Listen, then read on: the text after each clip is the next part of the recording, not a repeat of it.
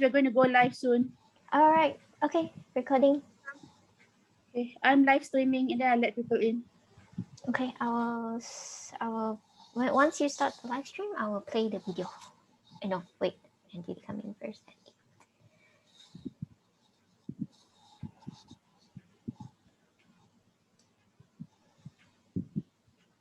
I will admin Dr. Zanisah first. Or Yeah.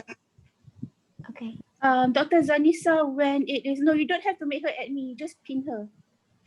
Okay. Alright. So can you guys see it? Is it live? Can you see it? Check, please, someone. No, it's not appearing yet, Doctor. Oh, I have to press the go live button. Yes. Okay. Add a title. Where's the title? Okay. Fairytales Salon to night day 1. Okay. Go live.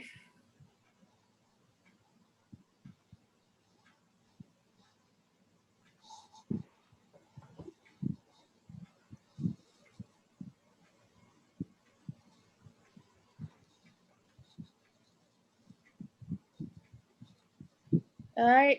So can you see it? Not yet. It's on my Facebook. So double check and see.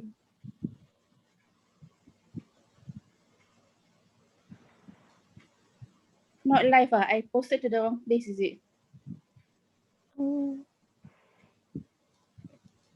Let me cancel the live thing and start again. I think I made a mistake. Oh, okay, Doctor. Stop live stream. Okay, now we will start again. Live on Facebook. Aduh, pening kepala aku. Okay, Yeah. Doctor. Share on the page you manage Fairytales Salon Bambino series. I shared it on my own feed. That's why that's the problem. Oh, okay.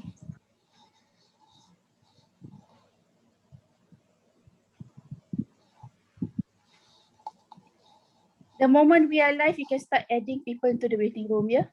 Okay.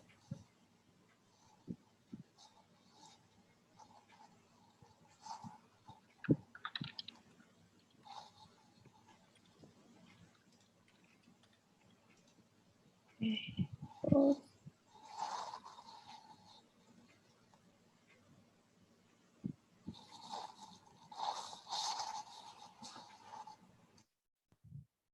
Okay, can you see it now? Not yet, Doctor. Not yet. Why? Why is it so like that one? Just now, when it was live streaming to Facebook, our Zoom meeting had that icon. But now, and it went to my page. Now I see it seems to want to go to my page rather than on Facebook. It has to go to my website and my Facebook page. okay. Copy.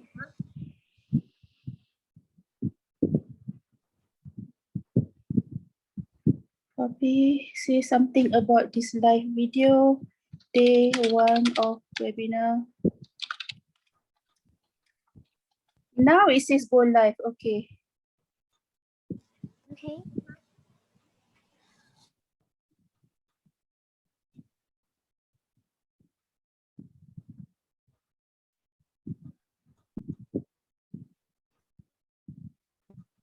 Yes, Doctor, Okay. it's on live. Okay, so I'm letting everyone in now. Okay. Admit all. Alright.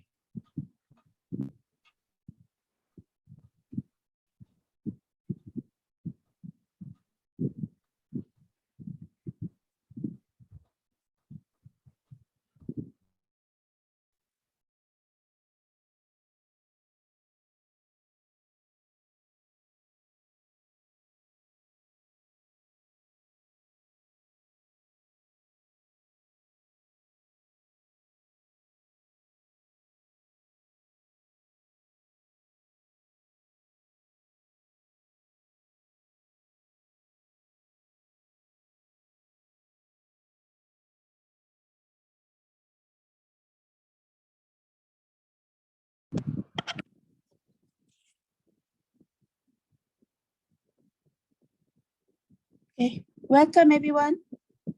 The MCs will be taking over now, yeah? This is Dr. Anita.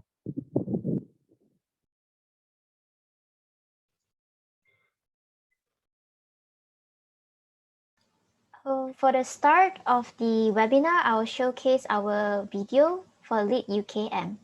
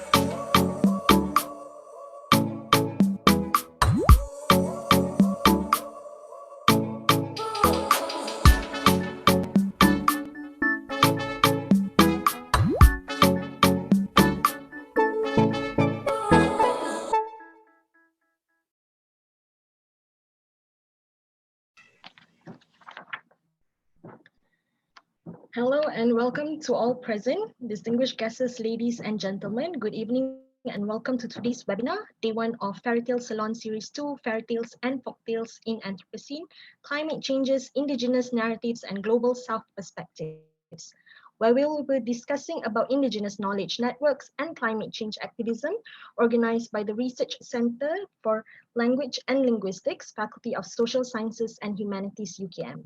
For smooth running of this webinar, we will follow these guidelines. Participants are encouraged to turn off their videos when our speakers are presenting due to the bandwidth. For speakers, do turn on your video camera when you are presenting.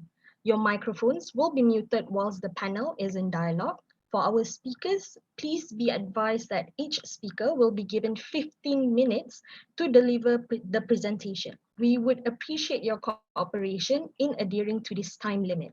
Our timekeeper will remind you of the time at the 10-minute mark via private message through the chat feature available.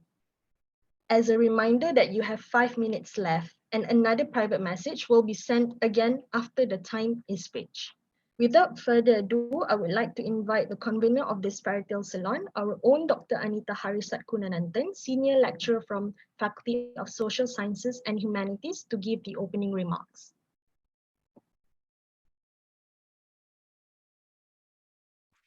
Hello everyone, welcome to the second Fairytale Salon seminar series. So the first one was held in 2009. It was a live conference, but unfortunately, because we are all in the age of pandemic, we will have to do this online. However, the benefits of having this online is that we have managed to get more people from other parts of the world than we had before, which was basically only local. Now, why do we hold this? Hang on. Sorry, there was a glitch in Zoom. Now, why do I have the Fairytale Salon seminar happening online? It's because primarily I want to reach a wider audience. Now, even if there wasn't a pandemic, I think that it's a really good idea to have it online. And it really suits the theme of looking at digital activism for Indigenous communities and other disenfranchised communities, and how this relates to how I perceive folklore and fairy tales in the 21st century. It can't just be something that is what some people would deem escapism. I hold as a fairy tale, as a researcher who writes about fairy tales myself, that fairy tales have never been solely about escapism, but there is a preconception that this is the case. In the age that we live in, which is endangered in more than one way, it's not just because of the pandemic, but because people have increasingly begun to forget that before the pandemic started, we were all aware that there was a climate emergency. That is still happening. It has not stopped. And while our attentions were diverted by the pandemic, more and more forestal lands have been cleared and more Indigenous communities have been disenfranchised. As we speak, this is happening. And therefore, I feel it is important for us as literary scholars, as there are some anthropologists in our team as well, to consider how folk tales and fairy tales, the ways in which we transmit these tales can actually help foster better understanding, and more than that, how are these acts of cultural activism which are happening online helping the cause of this community? So that is the crux of what we are doing today. The rest of it, the age of the Anthropocene, the anthropocenic studies that we do is all connected, I feel, to this, the bread and butter of all literature, of all communication, the tales that we grew up with. I don't really want to waste too much time talking because there are far more interesting people than me who are going to be speaking. There's Dr. Colin and Shaq Koyok, who were very kind enough to agree to be keynotes. I'm looking forward to hearing from them, and I'm sure all of you are too. But I will also say thank you so much for joining us. I'm very happy to see you all here. Have a good time. Thanks. Thank you, Dr. Anita, for the elucidation on today's conference. Surely the audience today are excited as we are to listen to what the speakers and presenters have to share with us today. So it is now our pleasure to call upon Professor Datin Dr. Ruzy Suliza Hashim, Professor of Literature and Director of Penerbit UKM, to introduce our keynote speakers. Good evening. Assalamualaikum warahmatullahi wabarakatuh. It's my pleasure to welcome two speakers for this evening session. We've got Dr. Nicholas and we have Mr. Shaq Koyok. So I would like to call upon Dr. Colin Nicholas first. Just a short biodata. Dr. Colin Nicholas founded the Center for Orang Asli Concerns in 1989 to advance the cause of the Orang Asli of Peninsular Malaysia. Dr. Nicholas received his PhD with distinction in 1999 from the Institute of Advanced Studies, University Malaya, on the topic of Orang Asli. The topic of Orang Asal, politics, development, and identity. He is the author of several popular and academic articles, as well as several books on Indigenous and Orang Asli issues. So Dr. Colin Nicholas will be talking about using stories for Indigenous advocacy. You have about 20 minutes, Dr. Nicholas. Okay, thank you, Ruzy. I'll share my screen now.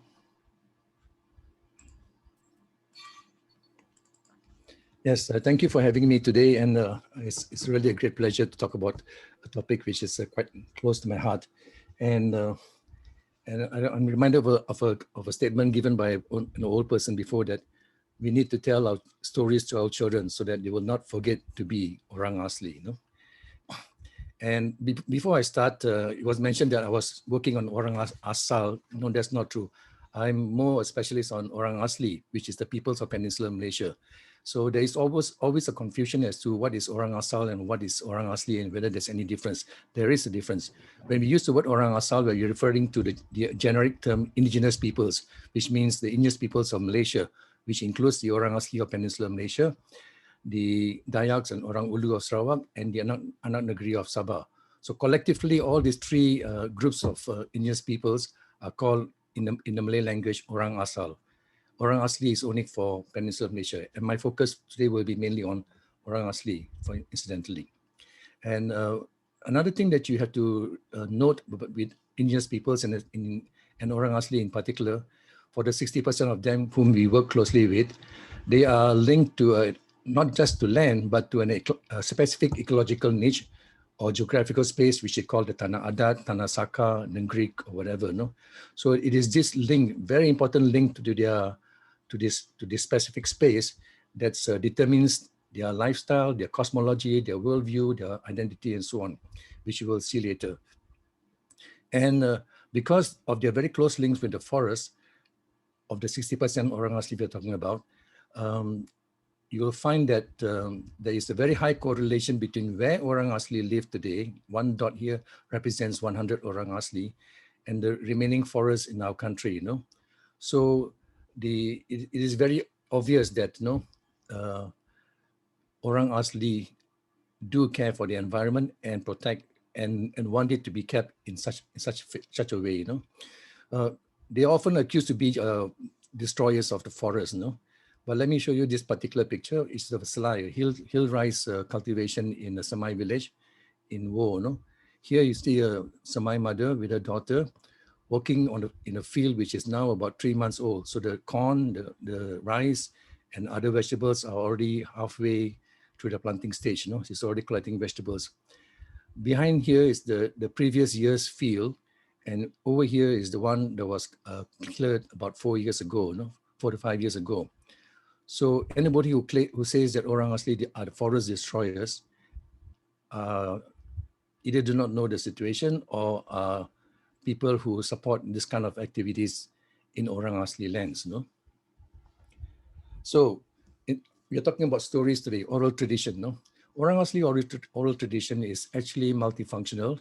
It is used to amuse, to teach, to record, to remind, to explain, and sometimes to influence. They create stories and narratives not only to make sense of the world, but to impart important social and ethical morals and values to ensure community living and continuity, and also to respect the non-human world. The non-human world, of course, is not just the spirits, but also nature. And as you know, nature too has rights. Orang Asli oral tradition is more than mere matter-of-fact information or record. It is more accurately collective knowledge. And such collective knowledge invariably translates into history and heritage of the people, and in turn into the culture of that people. And it is the foundation on which members obtain their sense of community, personal identity, and rootedness. So Orang Asli are identified with a particular ecological space, their particular customary land, not just any land. And that's where they get their identity. And for us in COAC, we have published a number of books on Orang Asli tales, among other books, because we feel that it's important to document all the stories and to ensure that the ownership of these stories are in the hands of the Orang Asli, not just for the value of their heritage, but as you will see, for other reasons as well. And Orang Asli oral tradition usually relate to origin stories, no, of the people, origin of the place, you know, why they are called such and so on. Some are common to the people of the same ethnic group. Some people may have the same origin stories, no, but most are unique to the particular community. And hence, these kind of stories are very useful in claims for land rights, because if you have a story for the origin of the particular, your particular origin in that particular place, and you know all the stories behind it, your claim for customary rights or being the first peoples on those lands is just that much better. An example I will use is the case of Kampung Chunex in Perang. No, this is a Temia village, not very far from Greek. No, and actually this settlement it came back to this settlement about 2011, about 10 years ago, no, 2016 especially, no, 2011 and 2016. So this is the history. So what happened was the original village is somewhere down here, Kampung Kelet, no. In the 1980s, late 70s and 80s, they were resettled by the government to a place called Kampung Agam because of communist influence in this area. And in 1980, 81, they built the canoeing dam, and this whole area was resettled together with other Orang Asli, you know. So the people of Chunex were moved to Kampung Sarok Lama, and Kampung Palo, which is now part of the RPS Dollar, the Dollar recruitment scheme. And because they could not get a decent income and a decent life, despite being there for 3 decades, some of them decided to move back to Kampung Chunex, which is near the original village, no? And they went back in 2011, planted 7,500 rubber trees and started doing everything together, doing things all over again. Then elephants came and destroyed their crops. They went back to Kampung Sarok, Baru. And then in 2016, they moved back again because not possible to eke out a good living in the new resettlement scheme. Even water, some of them had to get water from the river, let alone subsistence foods. So we're talking about Kampung Chunex now, people who have moved back to this place. And one of the reasons they moved back to this Kampung Tasik Asal Chunex is because there's an origin place there, and loggers were coming in and threatening to destroy much of the sacred sites. And one of the more important sacred sites, which they consider as the origin of the village and all the peoples in that area, is the waterfall there. And for that, I will just show you this video. It's just only 3 minutes. It's better than me telling you the story. You know? Best to listen to them.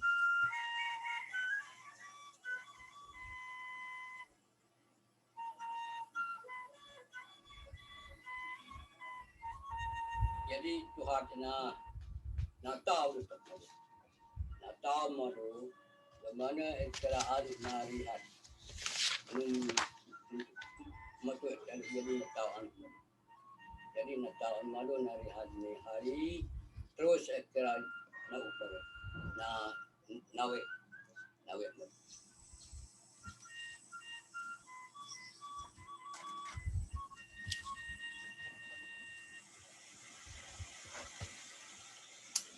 mari jadi kesan yang kita alih tanda batu tanda nak tanda yang tempat nak tahu.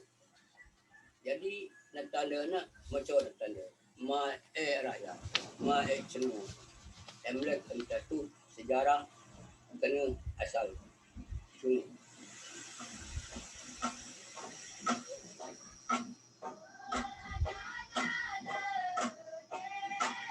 Alih tanda cenu tu isdo jadi em jaga tanda do em jaga em jaga kamu em harap dekat em jaga tu atas ramin em harap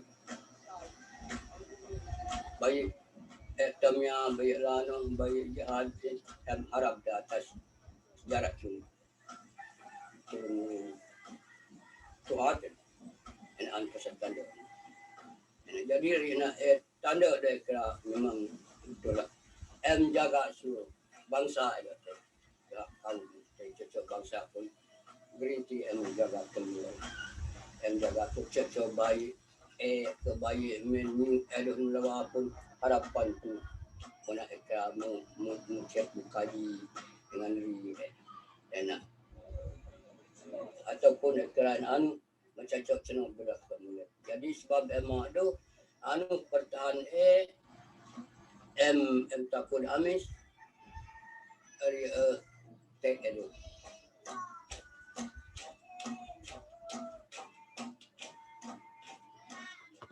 Jadi emak itu tanda tu. Emak jaga seluruh bangsa. Cocok bangsa tak boleh sama kerana jaga enak. Baik cocok senang bila pun namlek cara-cara sejarah and asal cunik tu. Misalnya.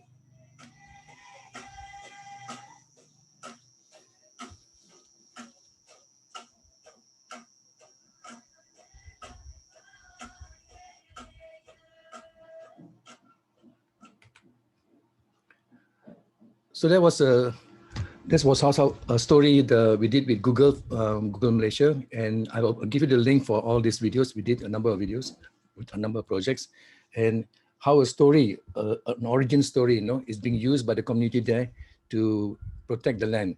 And it's considered that village there is considered an unregistered village, a kampung tambahan or kampung seprehan, breakaway village. But it looks like the authorities are giving some kind of recognition because at least the health people are coming in on regular visits, in a way of acknowledging their presence there.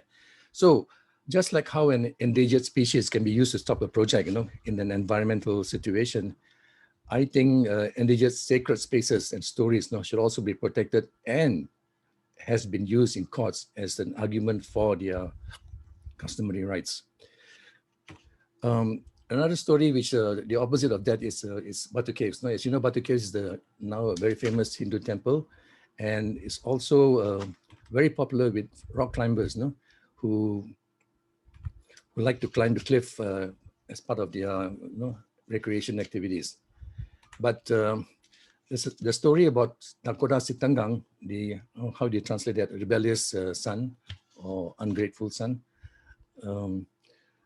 Was actually, I came across this book in published in 1955. And in that book, it was clearly an Orang Asli story, Batu Caves. We're talking about Batu Caves specifically.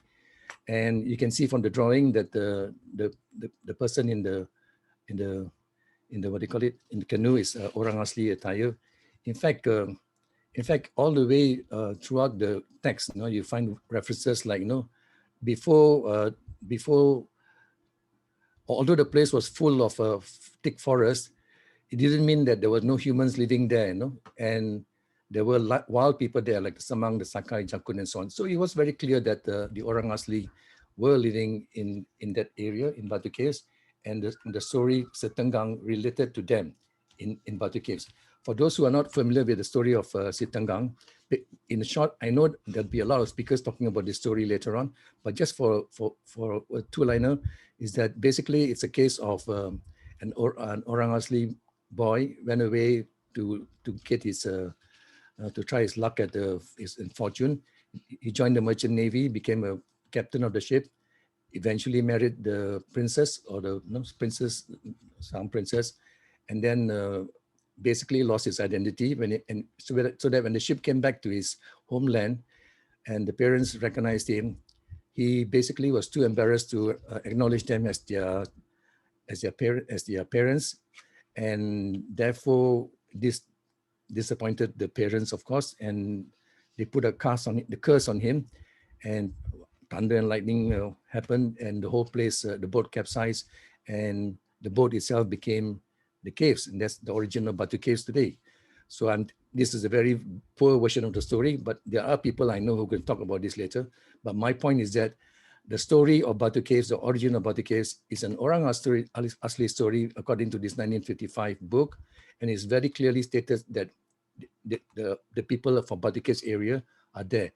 Now, the story of Sitanggang is not unique to Batu Caves. It's very common in the Nusantara region, Indonesia, Malaysia region, and refers to all kinds of other communities. But this particular story refers to Batu Caves and the people there. In fact, in the 1992 version written by the famous Adiba Amin, no, in the New State Times Annual, she talks about Batu Caves, no, again Batu Caves. So as far as the legend is concerned, so but it's no more an Orang Asli story. It's more a Malay story with Malay characters, Malay dress, and everything else, no. And over time, there have been many versions of the Sitanggang story in many formats, books and movies as well. And the Orang Asli-ness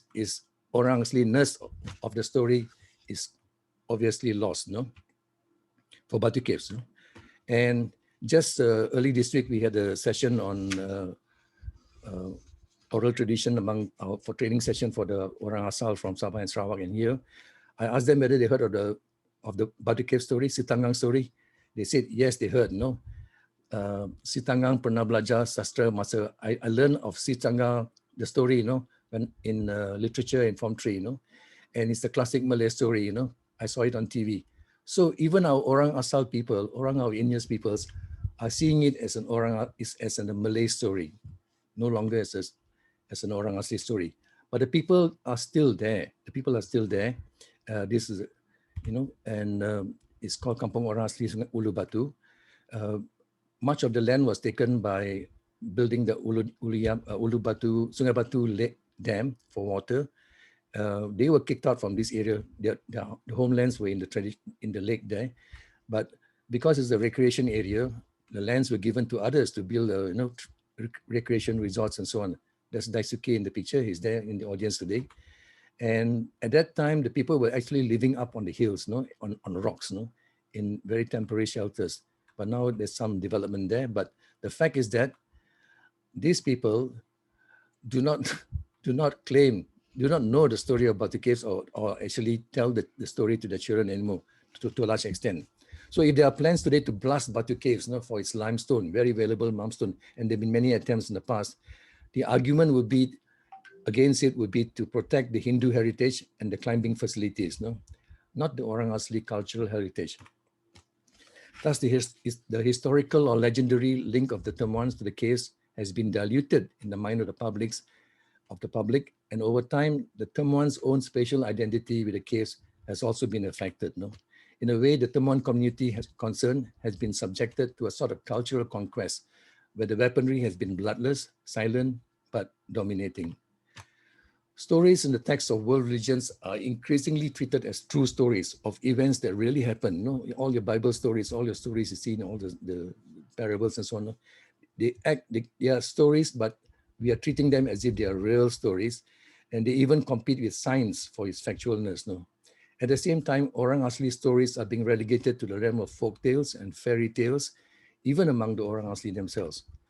For the traditional Orang Asli, these legends and myths, like the tabus and pantangs, are for real. They are real, no? Because they believe in it. It is not drama for advocacy. It's not play acting. It's not grappling at indigenous straws to assert their primality or their indigenousness. And it is as such, it is time to give indigenous stories their rightful place in our worldview and governance. And therefore, that's why I really like this conference today, because we're going to talk about this. And I hope that I'm just giving you some, you know, some feeder, hopefully, to this. That's all. Thank you.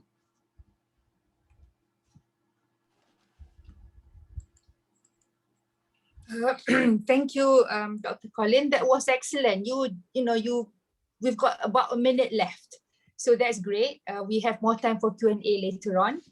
I'd like to invite our second speaker, Mr. Shaq Koyok. Are you there?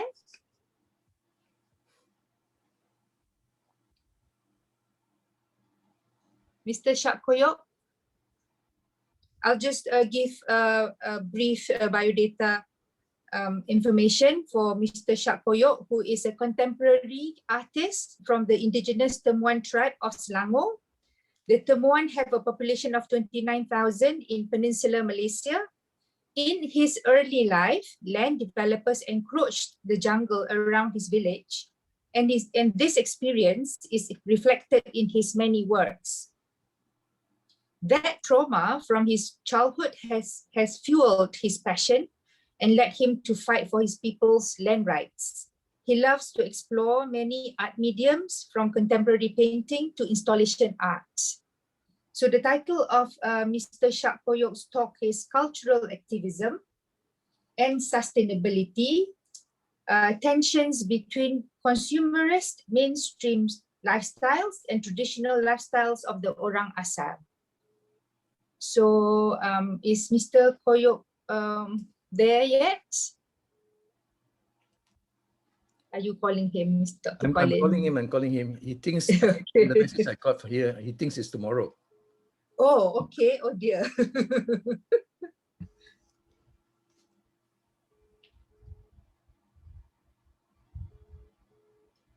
Why don't we do questions? If there's any questions, just we get for my session first. Okay, yeah, okay. We can do about maybe we are still ahead of time. Yeah, my alarm just went off.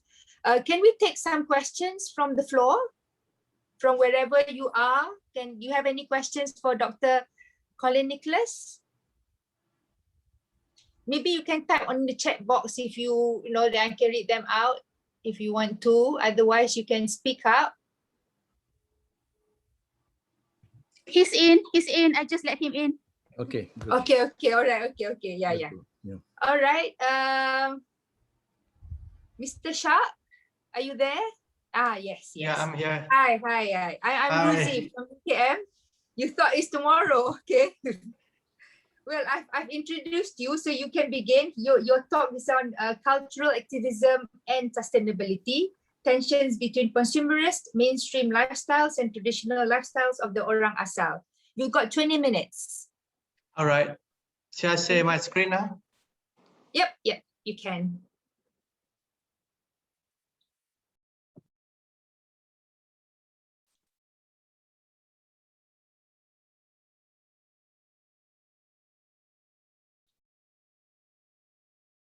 Right. Thank you so much for having me tonight. And I'm here in my house in Kuala Lumpur. I'm actually from Kuala Langat, Selangor. So it's not that far. It's only 50 kilometers.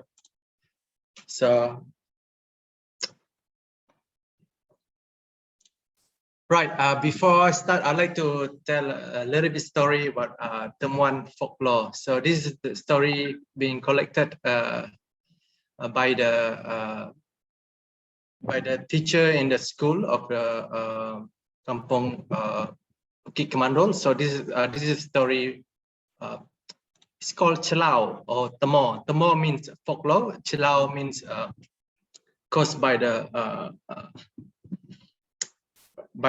human-made disaster. So this is a story. It's a long time ago. A mother, father, two children live in a beautiful village of Kemandul. This family, the school. I think everybody can read this. So basically, this story is talking about how the indigenous people, especially the Orang Asli, respect the animal. If you have harm the animal, this melebu means you teasing the animal will create celau. Celau is mean a natural disaster in my language, in my Temuan language. And then all right.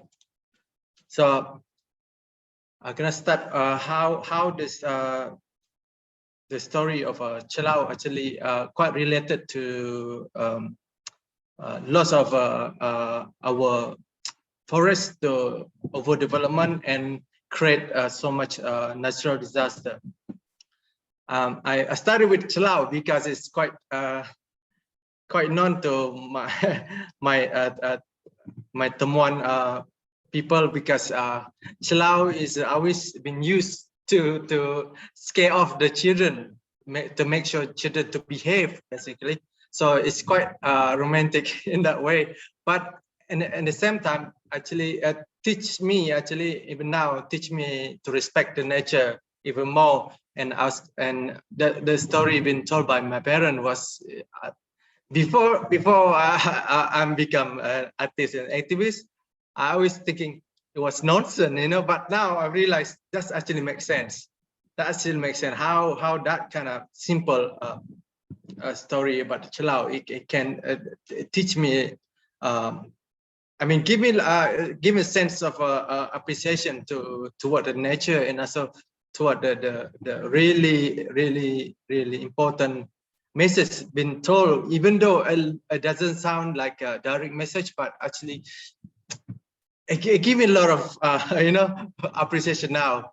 So this is the artwork based on what happened in my village called Pulau Gempas. So this is happened in 2006. I was during that time. All right, the project pembangunan means development. So basically, in 2006, the Selangor government they make excuse to, to destroy the forest near my village, to say this is project bangunan. This is a development project for the state. So they said we have no authority to stop it. But at that time I was in the university, so I was feel helpless. I feel so guilty now. I cannot stop then. But that's happened, and then I produced this work based on that experience. Right, and then after that, in last year, 2020, this Indigenous Man proposal is going on by the state government of Selangor again. And this is almost like a second time we're gonna have the same nightmare, where the state government is supposedly to protect the people, but now not. They almost like try to ignore the basic of human right, the basic of indigenous right, by try to degazette this forest. That this forest actually means so much for indigenous people to at the Kuala Lumpur area, and we started a protest on the street to send a memorandum to stop the degazement happen. So this is yeah, I've been together. Now we have a lot of NGO. We will have one coalition to protect this, and also try to stop this degazement plan by the Selangor state government. And it's always so much thing we need to do to address the issue, and also try to bring this issue to media attention, and also try to stop it. And of course, we're dealing with the government are dealing with the government that only look after themselves, means they only look for profit rather than people need. So we're all together with Greenpeace and so many NGO, even the Colin Nicholas NGO, also COAC, Singapore Orange, because are also part of that coalition, and we try to address this issue. So basically, I use my artwork to express whatever happened in my community, also throughout Malaysia. So it's one of the things that's now happening is quite a lot is a loss of identity, and loss of identity because lack of practice, cultural practice in our. And also the pride in our community itself is because, of course, everybody has smartphone. Everybody has smartphone now, and even young generation now, they lost of their interest in the smartphone. So, low identity also cause of because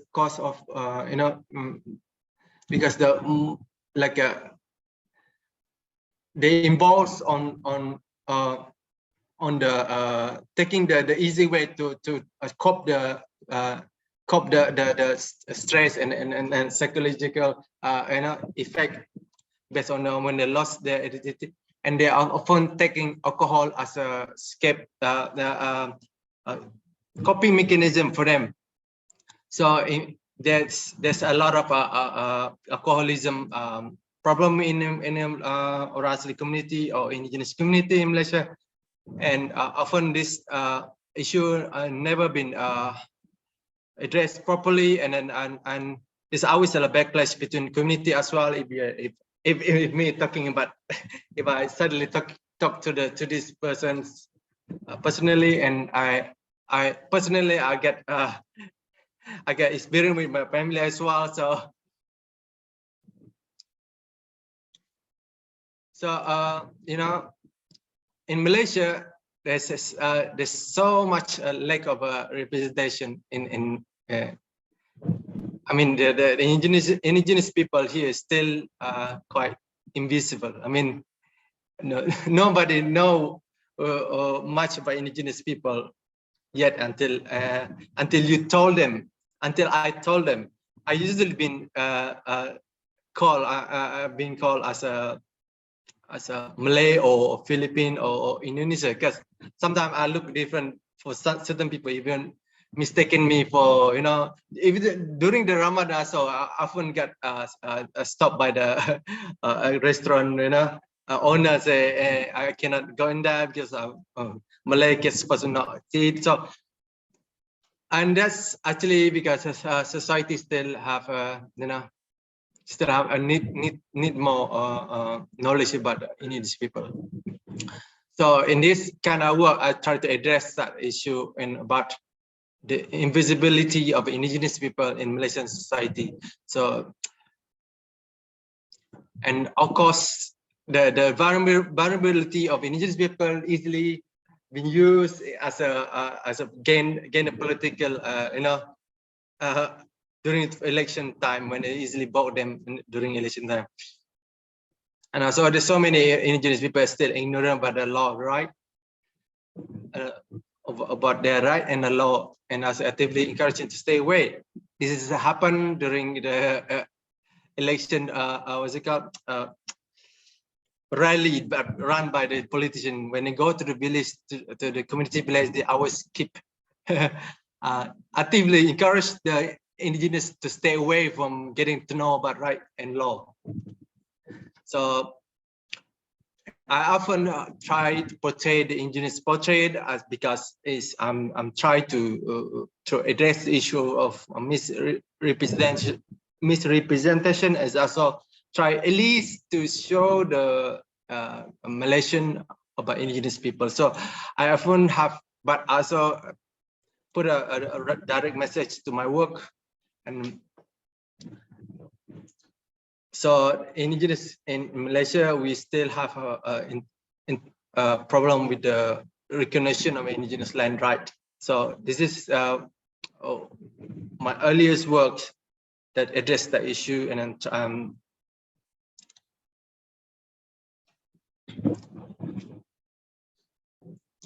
so the accessibility with the land right and ethnic land, more honestly, is always become attention. It's because most of our indigenous people actually live nearby the Malay community, and that actually the tension always end up when the Malay community, they have their own the land being gazetted first before indigenous people gazetted. Even my village now still hasn't been gazetted into indigenous land gazette. So it's quite giving so much anxiety to the community.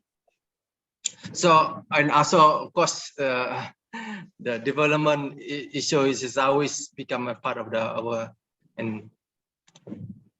and also, you know, Malaysia, sorry, they're replaced by oil palm. Yeah, I said yeah, this. So often so many Orasli community live in a palm oil plantation because activist. Yeah, because the ecosystem been replanted with palm oil. So am I all right with the time? I try to be quick here. You are fine. Okay, you've still got. I've got my alarm on. I'll let you know. All right. I try to be quick here. I'm so excited to show you my have work. Mr. Shaq, you got 8 more minutes, so it's fine. Okay. So, and then I love to talk about the extermination policy in Malaysia, and then because and there's so many our custom been lost because customary lost because they're adopting the new way to show their culture. For example, in a marriage ceremony, so many Indigenous people they adopt to have a new or wedding attire. Means they use mostly they use Malay style of wedding attire rather than to use the indigenous style of wedding attire.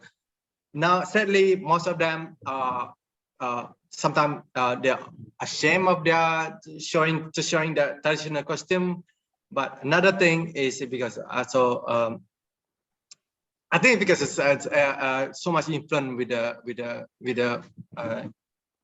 other culture than what's called cherish their own culture. I mean, so a lot of traditional language also not valued and undermined because customary law is not followed. It's just seem to, and then always seem to be odd in the mainstream media, and it always goes down to their children, and when their children doesn't know their own culture, that's a problem with the loss of their culture. I think.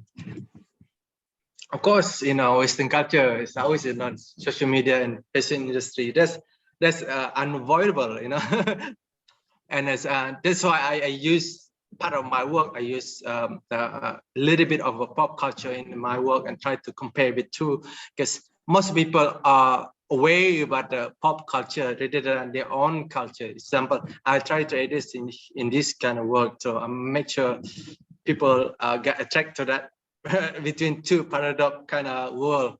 Because most of the young generation know about Darth Vader of the Star Wars, but they don't know anything about the about Moyang face mask here.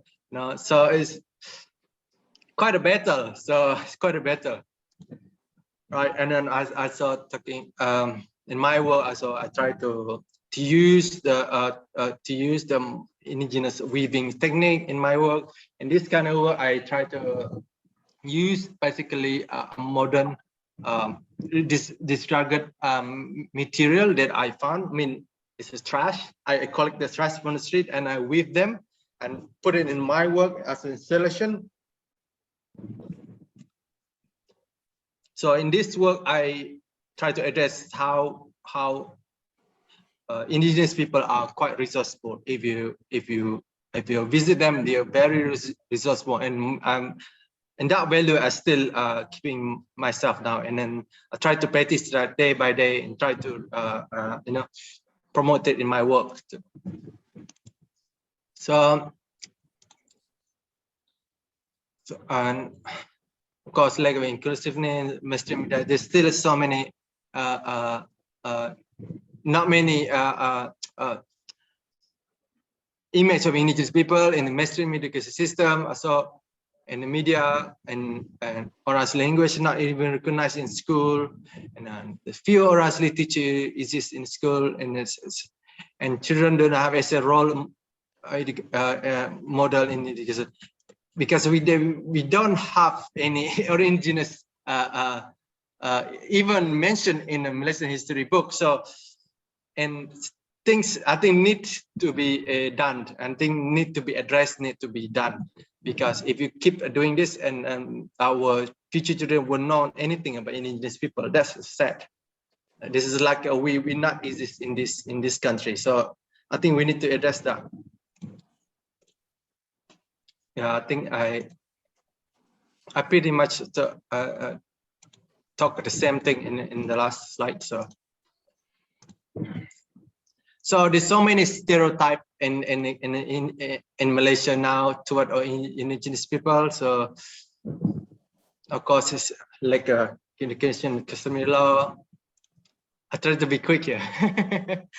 Right, and then so one of this quite important issue here. I mean, important landmark case that always been talking about in Malaysian legal system. The way with the one case is called Satkunananthan case, been won by indigenous people of Temuan. That case because when the highway they split the community village into two, and then in name of a development.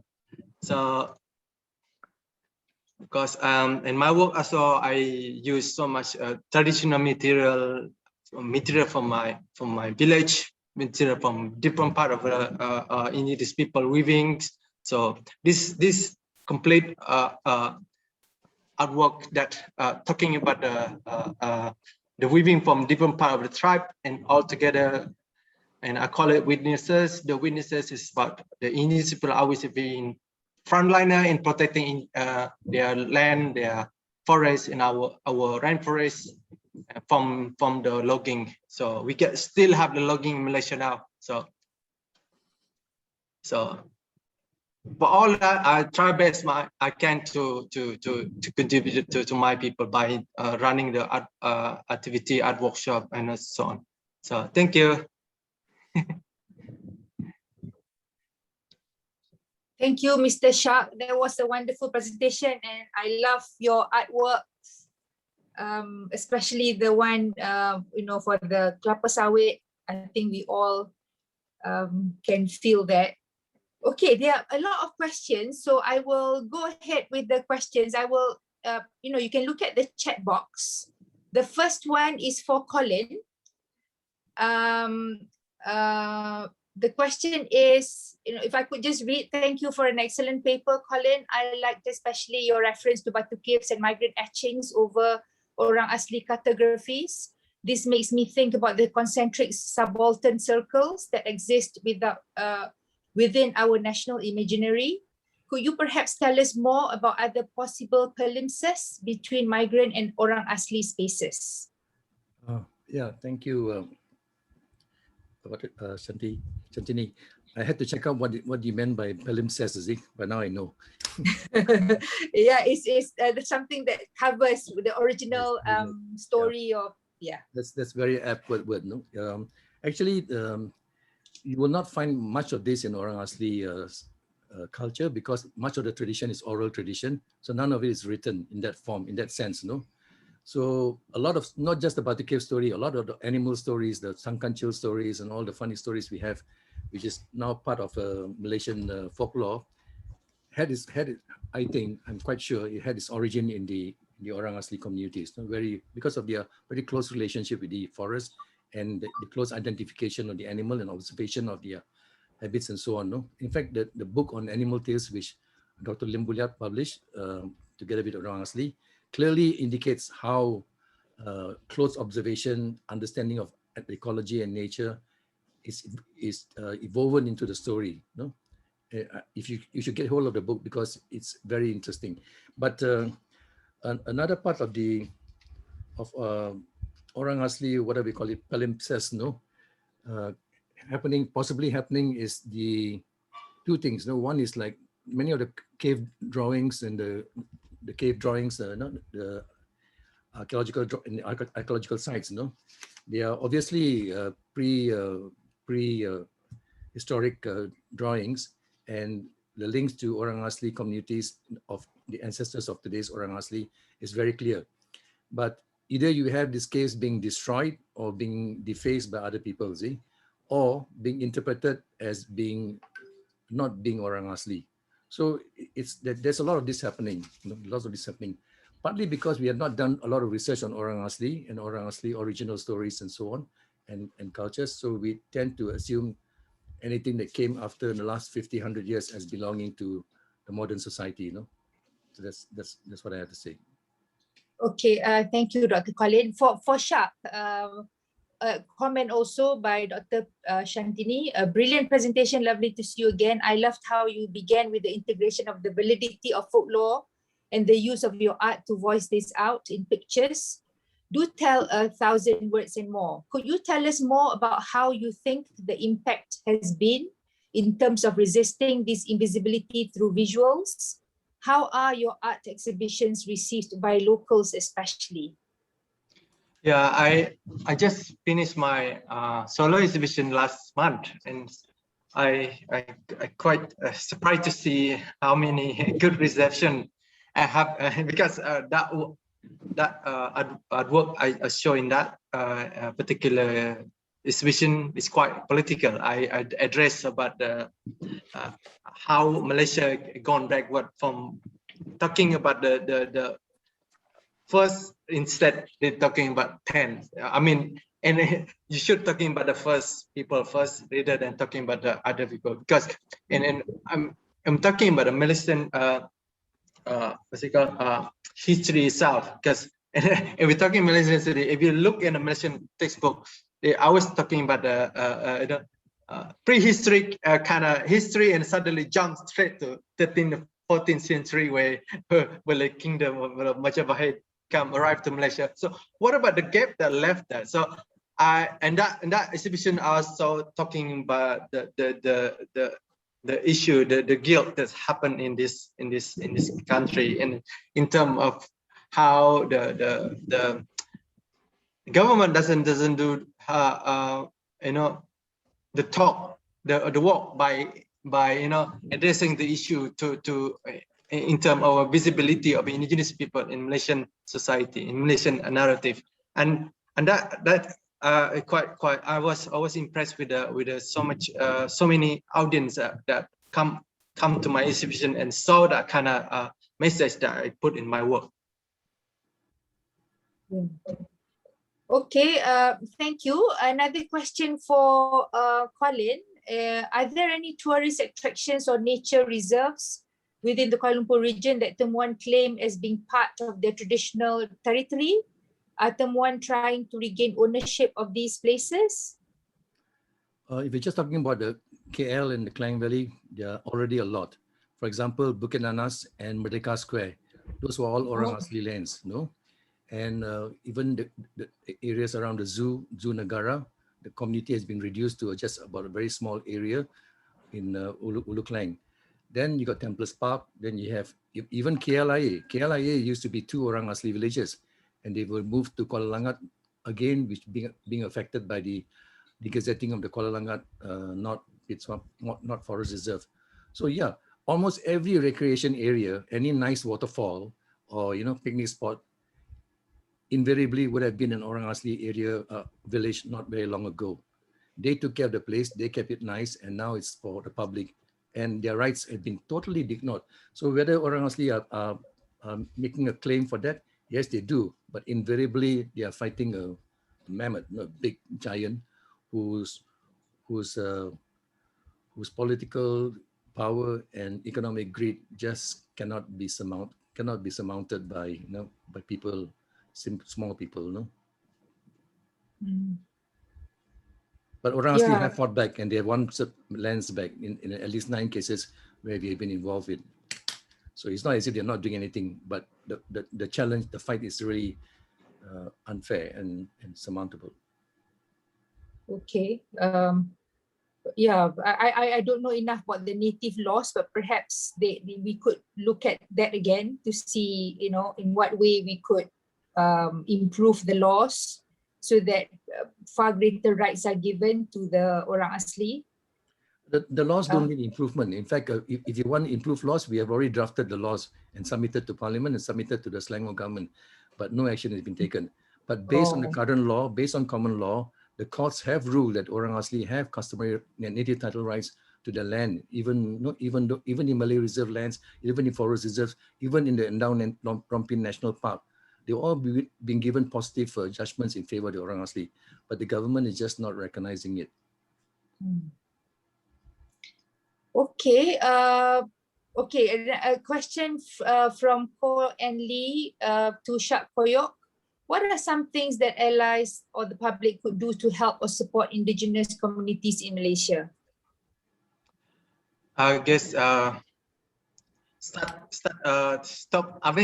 stereotype the indigenous people as backward living. A stereotype should be stopped, because educate yourself. I think that's the first thing. And then by example, go to Center for Orang Asli Center of Orang Asli Concern and with Colin, and I'm sure and you can learn a lot more with Colin about indigenous people. And also you can contact me directly. I can tell you a lot more about indigenous people, and I do best I can to help you get your knowledge with indigenous people, because I've been even in my last exhibition last month, I met some of couple of people still doesn't know what is indigenous people, what is orang asli.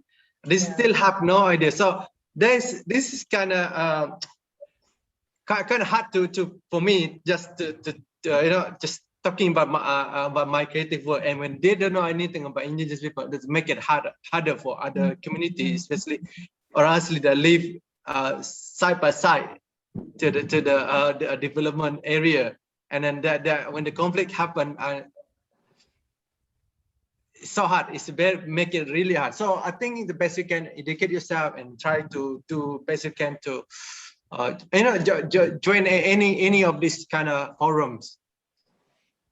Right, we've got about 3 minutes left, but I'd like to, there's a question from Canada. Is art, he says she says, Selena Middleton. She says that in Canada, the government uses indigenous art and uses a lot of indigenous art in government communications. The Prime Minister has a traditional indigenous image for a tattoo. And these images are used to validate colonial government. Is art used in the same way in Malaysia? Can you say, you know, give a few seconds, 20 seconds to answer that question? I don't think so. I you know, still my work hasn't been collected by any National Gallery yet, so I don't think. Oh. No, I haven't. We don't have the kind of issue of the government using the indigenous art as a to validate colonial government. Okay. No. Yeah, okay. One for Dr. Colin, the last one. Are there any Orang Asli writer who writes novels or novellas in the Orang Asli language for the young men and women? Maybe they're self-published since the market is so niche. There are Orang Asli writers, but if you're talking about novels and so on, the most famous one, which Mahat Akiya is coming online afterwards, but he writes in the Malay language, and that's the issue we have, you see. Because first of all, there's no written form of Orang Asli languages. There's no written Orang Asli language, and they use Romanized Malay to record their words, if ever. And even when we did the Jahud story in the Jahud language and English translation, we asked whether they wanted in Malay. And every time you ask for a book, whether you wanted to translate into their own language, they say better do it in Malay because more people can read, more people can know, rather than the select communities. So there is a dilemma there. And yes, there are few people, very, very few. In fact, I don't think I know of any who really writes in their native language. They write in Malay, mainly, but not in the native language. But this question is best asked to Mahat when he comes on the round table later. Okay. So I'd like to thank both Dr. Colin and Mr. Shaq for their talks this evening. I think there are so many questions, but we are running out of time. There's another session after this. So thank you very much. We hope to catch up with you again another time. So I passed again to, is it Rebekah or to Shafiqa, is it? Yes, Prof. Shahira. Shahira, sorry, Shahira. Okay. That's okay. All right. Thank you to Professor Datin Ruzy, Dr. Colin Nicholas, and Shaq Koyok. For our next session, it's a roundtable discussion titled Indigenous Knowledge and Climate Change. Our speakers are, again, Dr. Colin Nicholas, the founder of the Center for Orang Asli Concerns, COAC, Shaq Koyok, from just now, a contemporary artist from the Indigenous Temuan tribe of Selangor, Dr. Darcie Little Badger, a Lipan Apache writer whose debut novel Elatso featured in Time magazine as one of the best 100 fantasy novels of all time, Mahat Akiya, an Orang Asli writer that has published books of short stories and poetries that focus on the lives, trials, tribulations, achievements, and survival of his people through so many centuries, and Golda Mowe, a writer from Malaysia who writes about the Iban people of Sarawak. The stories of the Iban people continue to be a major source of inspiration in many of her works. This session will be moderated by Dr. Zanisah Man from the Anthropology and Sociology Program, Faculty of Social Sciences and Humanities, University Kebangsaan Malaysia. Please welcome. Thank you, Saira, for the introduction, and welcome everyone to our roundtable dialogue tonight. And I believe we have a lot of participants from all over the world here today. Uh, do you mind if I ask you to introduce yourself in our chat box while I talk about a little bit about this session, what we want to discuss in the session? Okay. I believe you already heard a lot about shared by Dr. Colin and Shaq Koyok about about the environment and the video and the arts and everything. So we in this session we will discuss more about the environment and how it affect and change and the changes in the environment affect them in these stories, in the arts and everything that they work with. So and especially with the climate change. And we would like to invite our speaker today, our panelist, Mahat Akiya. This story, we'll talk about folklore and how it, the struggle and the manifestation of the stories is shared by the community all around the world. And then and we would like to invite Mahat Akiya or Mahat China, or I know him with the name Akiya when I read book on Tuntut and Perang Sangkil when I was study in University of Malaysia.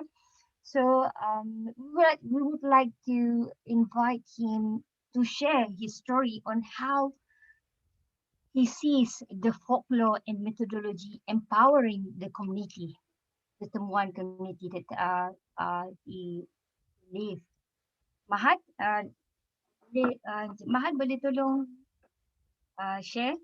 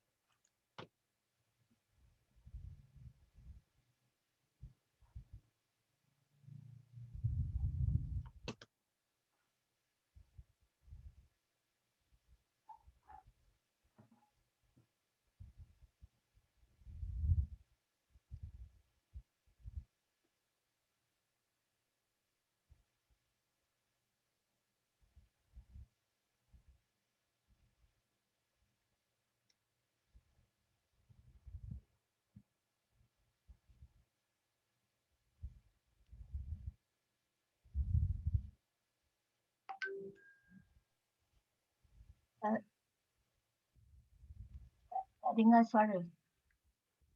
I think you need to turn on your speaker. I think someone needs to unmute him. He is unmute, doctor. He can speak. Hello, hello, sir.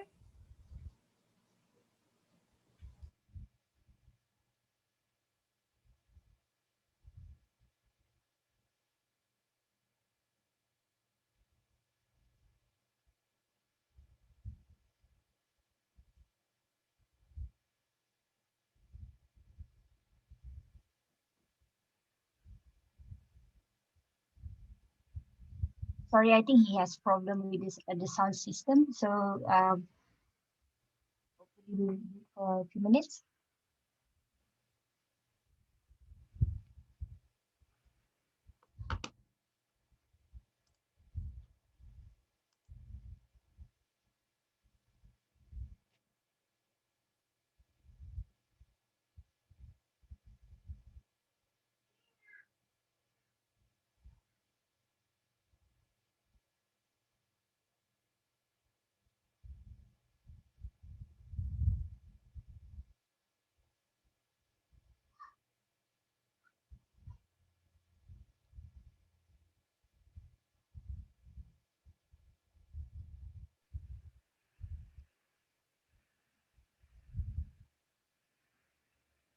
Or maybe I should get back to Mahat later. Is that okay with you? Since we have problem with the sound system over there. And we will, from Malaysia, we will go to another country. Would like to invite Dr. Darcie Little Badger for to talk about her experience with his community, and to share the folklore and methodology that that he sees that he sees empowering the community to deal with the environment and the climate change. Um, Dr. Darcie, are you there? Yes, thank Yeah. you for having me. Can you hear me all right? Yeah. Right, good. Yeah.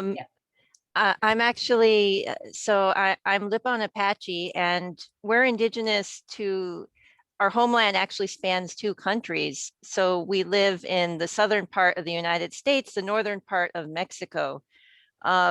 So my degree, actually, I write science fiction and fantasy, but I have a background in earth sciences. I have a PhD in oceanography and also studied geosciences, specifically the way the ocean will change in terms of sea level rise and ocean acidification, and how that might affect the living organisms in the ocean. So that scientific background I've actually been able to apply as my tribe's geologist, though technically I do really anything they need that is associated with earth sciences. And in association with climate change, something that we have been noticing and that we expect to continue in the future is that our homeland region is more frequently being affected by droughts. It's being affected by extreme high temperature. And recently, there's even been these unexpected, these cold shock periods where these very intense winter storms that are unusual for our area in Texas, northern Mexico, and we think might be related to the weakening of a polar vortex. So just all sorts of different little impacts that are occurring because of climate change.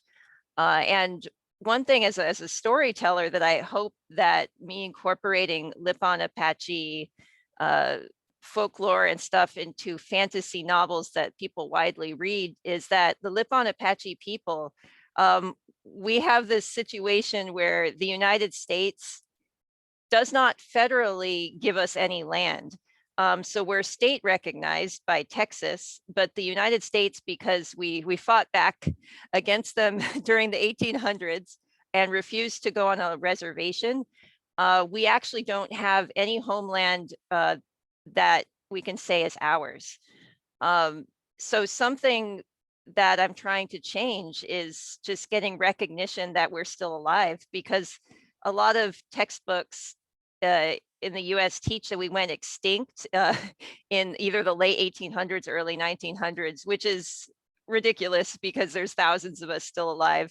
And the more that people are reading that we are not only people who existed once, but are currently still thriving, and our stories are stories of both the past and the present and the future, the more support we're getting.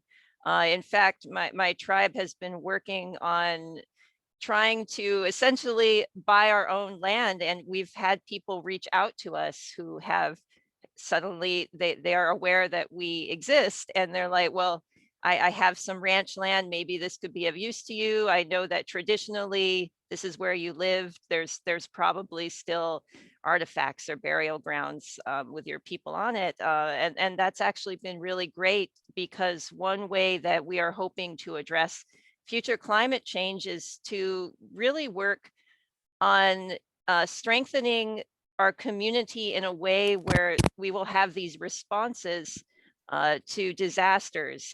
For example, during this year's unexpected extreme cold period, a lot of houses in Texas where my people live, they don't have the insulation that is required to keep people warm if the power goes out, which obviously it did.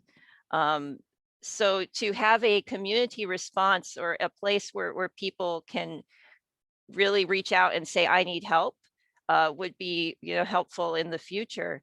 And we're also looking into growing endemic crops and also gardens, because a lot of our traditional food, yapan holly, yucca, really hardy, drought-resistant crops would actually be great for a future where there's less water, which is what we're seeing is probably going to be a reality.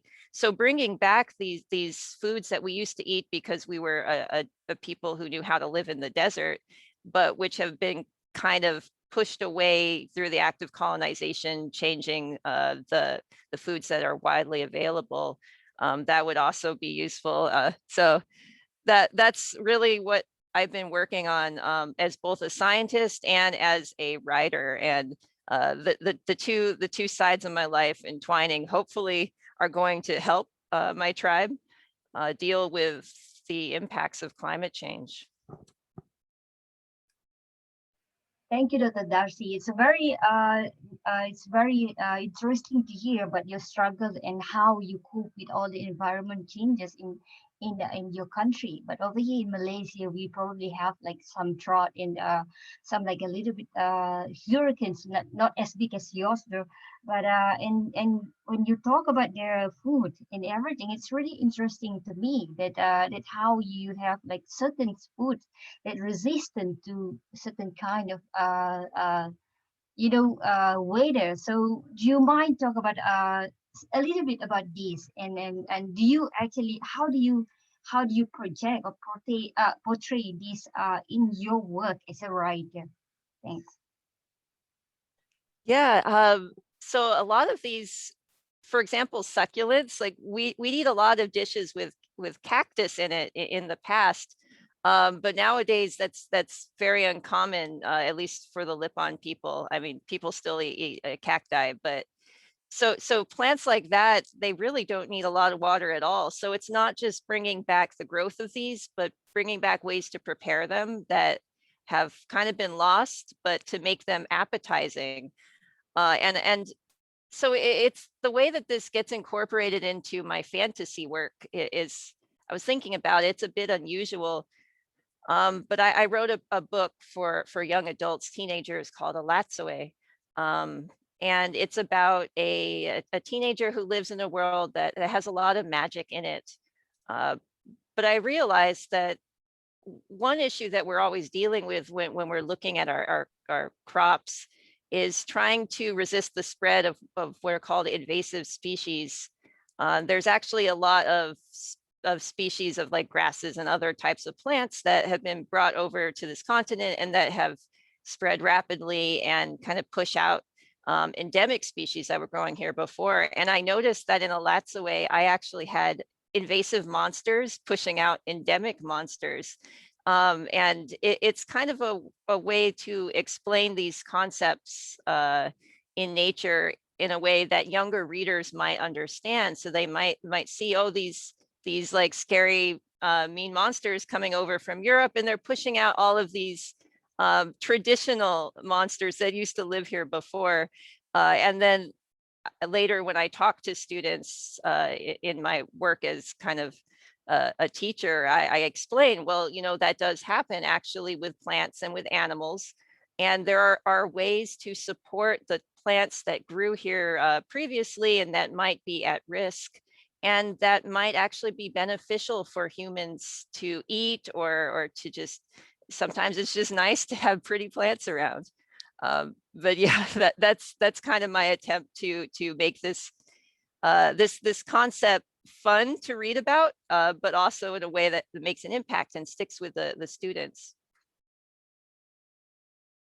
Thank you, Dr. Darcie. It's a very good because we learned something from you and we can share with other people. And I believe because our panelist here is Shaq Koyok, he used arts in his arts, special like ingredients from the earth in the soil to actually express his drawing. So we would like to ask Shaq Koyok before we will deal with Mahat Akiya later. So we would like Shaq Koyok to share how you portray your artwork and how do you use the earth and the soil and how it's reflected in your community, and how do you imagine things when you want to tell people the struggle of your community and the climate change, especially. And over to Koyok. Yes, that idea is always in the back of my mind. It's just in a moment of time. It's just all about time. My work is all about time as well, because when I'm talking about using the natural, natural pigment and natural even real soil from the jungle, I needed a bit of time to think about how I might display this kind of, how am I going to put that from traditional setting to the very contemporary space, and then that's actually include time, and then that actually make me to think how long will I need to be displayed, and then that's actually give me a lot of respect to how the indigenous people using a time to almost like when they plan something, they need to make sure the time is needed for a certain plan before they consume. Otherwise, you end up plan something and then you don't have enough anything for future. It's almost like sustainable kind of agriculture, but that's actually translate in my work also. This is why you can see one of my installation it's like a party kind of drawing on the floor. So I use the soil itself to put on top of it. So the paddy actually a weaving from the nipa leaf, and nipa leaf only grow in the river, and then the river, before you go to get this nipa leaf, you need to wait until the high tide. So it allow you to get a boat together. So it's got so long process. You got lot of time needed to complete the kind of work, and also involved with so many weavers together helping me, and that kind of give me a lot of conversation, and also give me a lot of interaction between a different part of community that I usually never have opportunity to speak to them and even to exchange the idea, and that this kind of piece of work is really give me a lot of respect of how me as a communicator, and also me as an indigenous people, and also how to me as an indigenous artist to kind of bring that kind of value and then try to address the climate change issue and environmental destruction issue in my work. So it's kind of quite a juxtaposition from my traditional belief in my community into my kind of contemporary artist kind of mentality, and try to blend it together, and almost like bridging the bridge between from very traditional way of life to modern way of life, and putting it in one contemporary setting, and how make that work impact to the community and also the audience to go there and understand the meaning of my work. So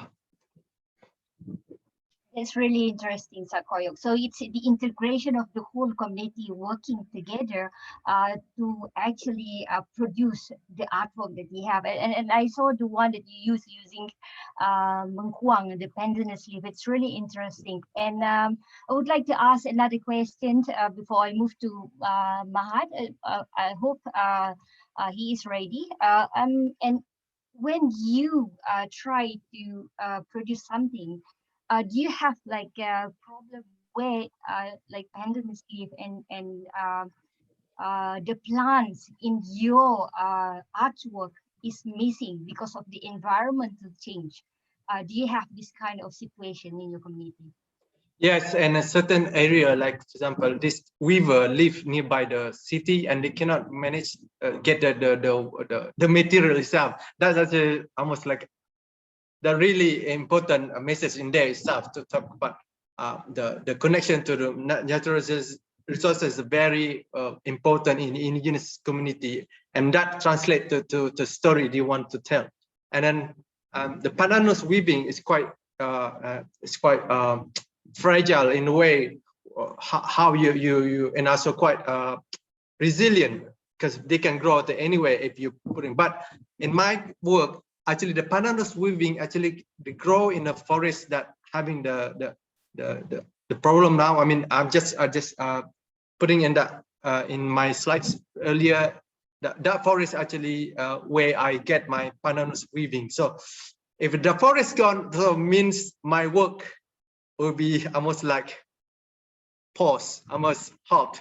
So I think that's kind of urgency make that kind of work quite important for anybody to know. But you know, Malaysia also have a very we quite lucky because we have quite biodiversity in our backyard, and that's kind of thing we take it for granted these days. I think that's a message that I want to portray in my work. At the same time, the value of indigenous knowledge is in that kind of in that work, in pandanus work, because pandanus weaving takes a long time to process, a long time to weave, and also the weaving itself have their own story. So I'm so glad that I can work together with community with that work.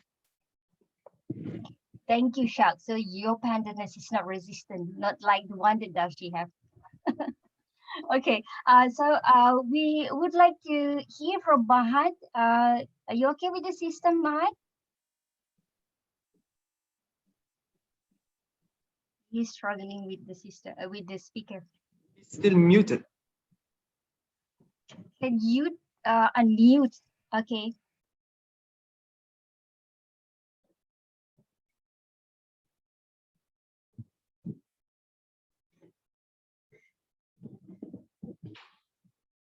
We cannot hear you anything from you.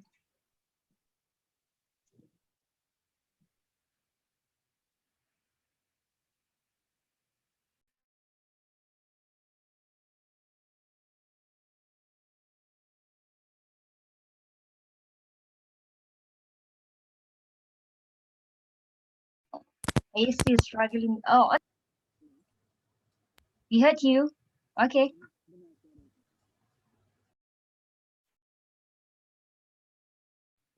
We lost the connection again.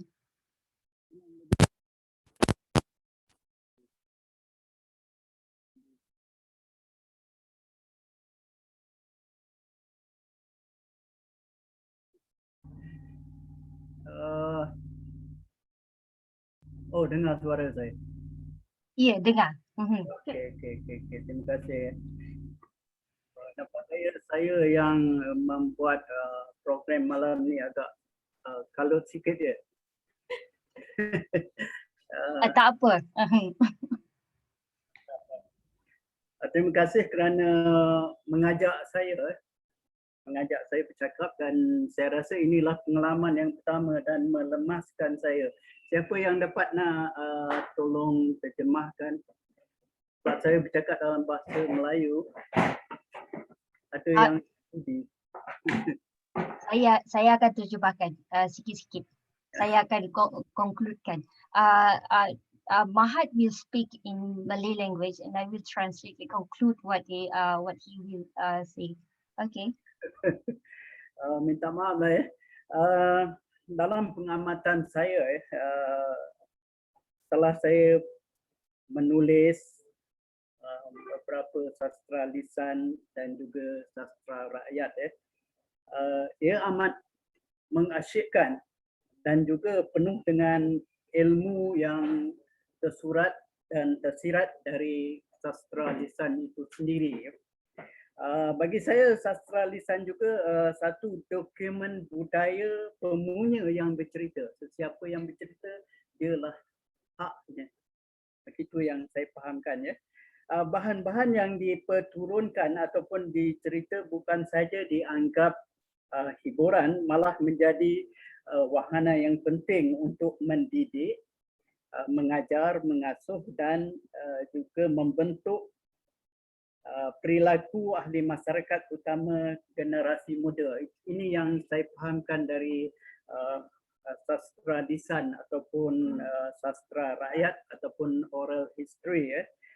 Juga saya lihat sebagai alat mengkritik sosial masyarakat yang bercerita ketika itu. Contohnya tadi Dr. Colin telah memaklumkan tentang cerita di Tanggang tadi. Bagi saya itu satu kritikan sosial yang mana orang asli hebat juga. Saya suka si Tanggang yang sebenarnya. Saya suka pada dia, dia seorang yang usahawan orang asli yang pertama yang saya kenal. Tetapi yang saya tak suka si Tanggang ni, dia lupa pada asal keturunan dia. Itu yang saya tak suka. Dan kalau saya membuat satu syarikat, saya akan namakan syarikat saya itu Si Tanggang Sendirian Berhad. Itu harapan saya. Buat masa ini memang tidak banyak buku ditulis tentang sastra lisan ataupun sastra rakyat di negara kita, terutama sekali dari kalangan orang asli. Kebanyakan cerita ataupun sastra lisan rakyat dalam masyarakat orang asli yang saya lihat iaitu tentang mitos kejadian alam ataupun dunia dan juga mitos kejadian binatang. Contohnya nyamuk yang disumpah oleh Bahluj. Bagi saya Bahluj hero budaya di kalangan orang Semai. Juga mengenai mitos kejadian makanan. Itu cerita yang pernah saya faham lah. Dan tema utama kebanyakan cerita mitos, cerita rakyat di kalangan orang asli menyentuh tentang tema kuasa jahat dikalahkan dengan kuasa yang baik. Yang jahat akan kalah dengan kuasa yang baik. Bagi orang Semai Bahluj itu hero budaya lah bagi kami. Kalau orang Semai Perak, Bahluj ataupun dengan Wakluj. Bahluj, Wakluj ni anak yang bungsu, anak yang nombor 7. Tapi kalau Semai Pahang pula dia kata Bahluj dengan Wakluj ni anak yang nombor 6. Dan juga ceritanya bukan sesuatu yang tidak dapat kita faham lah tentang cerita Bahluj ni. Yang saya faham Bahluj ni, di sini saya nak share sedikit saya punya siapa Bahluj dan Wakluj. Orang Semai percaya Bahluj dan Wakluj ni wujud, iaitu bertuah ataupun halak. Bahluj dan Wakluj watak orang hidup dalam sastra lisan orang Semai. Dalam himpunan sastra lisan kaum temuan, Bahluj dikenali sebagai mamak bungsu, Wakluj pula sebagai inak bungsu. Tengok si Shaq pun dia setuju tu.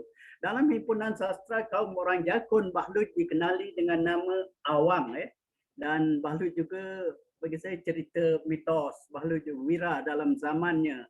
Dan juga image Bahluj dalam cerita, kalau kita dengar satu sastra lisan dari kumpulan orang Semai negeri Perak, Bahladi dia ada sikit menyerupai wajah Bahluj. Ini bukan Wakluj dengan Bahluj. Ini juga bukan Wakluj dengan Bahluj. Laju sangat Antara watak Bahluj atau Wakluj anak bungsu, anak yang ke-6. Orang Semai percaya anak angka 6 atau anak yang bertuah. Bahluj, Wakluj bertuah, sakti, orang yang sakti. Dah banyak sangat saya bercakap, dah laju. Mungkin terutama sekali bagi sahabat-sahabat kita yang tidak memahami bahasa Melayu, dia pelik dengar. Bahluj, Wakluj, manusia yang jujur di dunia. Dalam cerita Bahluj, Wakluj ni. Bahluj, kadang-kadang Bahluj dengan Wakluj ni dia diberi imej yang buruk ataupun bodoh. Tetapi Bahluj, Wakluj ni manusia yang cerdik. Bahluj, Wakluj juga manusia yang penyabar. Itu yang saya dah. Ada versi cerita Bahluj dan Wakluj mengembara, memburu dalam hutan serta mencari jodoh, menyamar dengan menjadikan dirinya binatang ataupun buah-buahan. Itu dia punya penyamaran yang kerap kali ya, cerita bahtlut yang saya terima ya. Dan juga ada juga diselit dengan cerita-cerita yang romantis, cinta walut dengan bahtlut ni bertemu jodoh dalam hutan.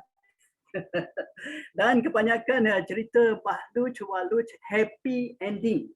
Namun ada juga cerita bahtlut walut tidak dapat bersama keluarganya sebab merajuk itu yang saya faham ya dari cerita ini.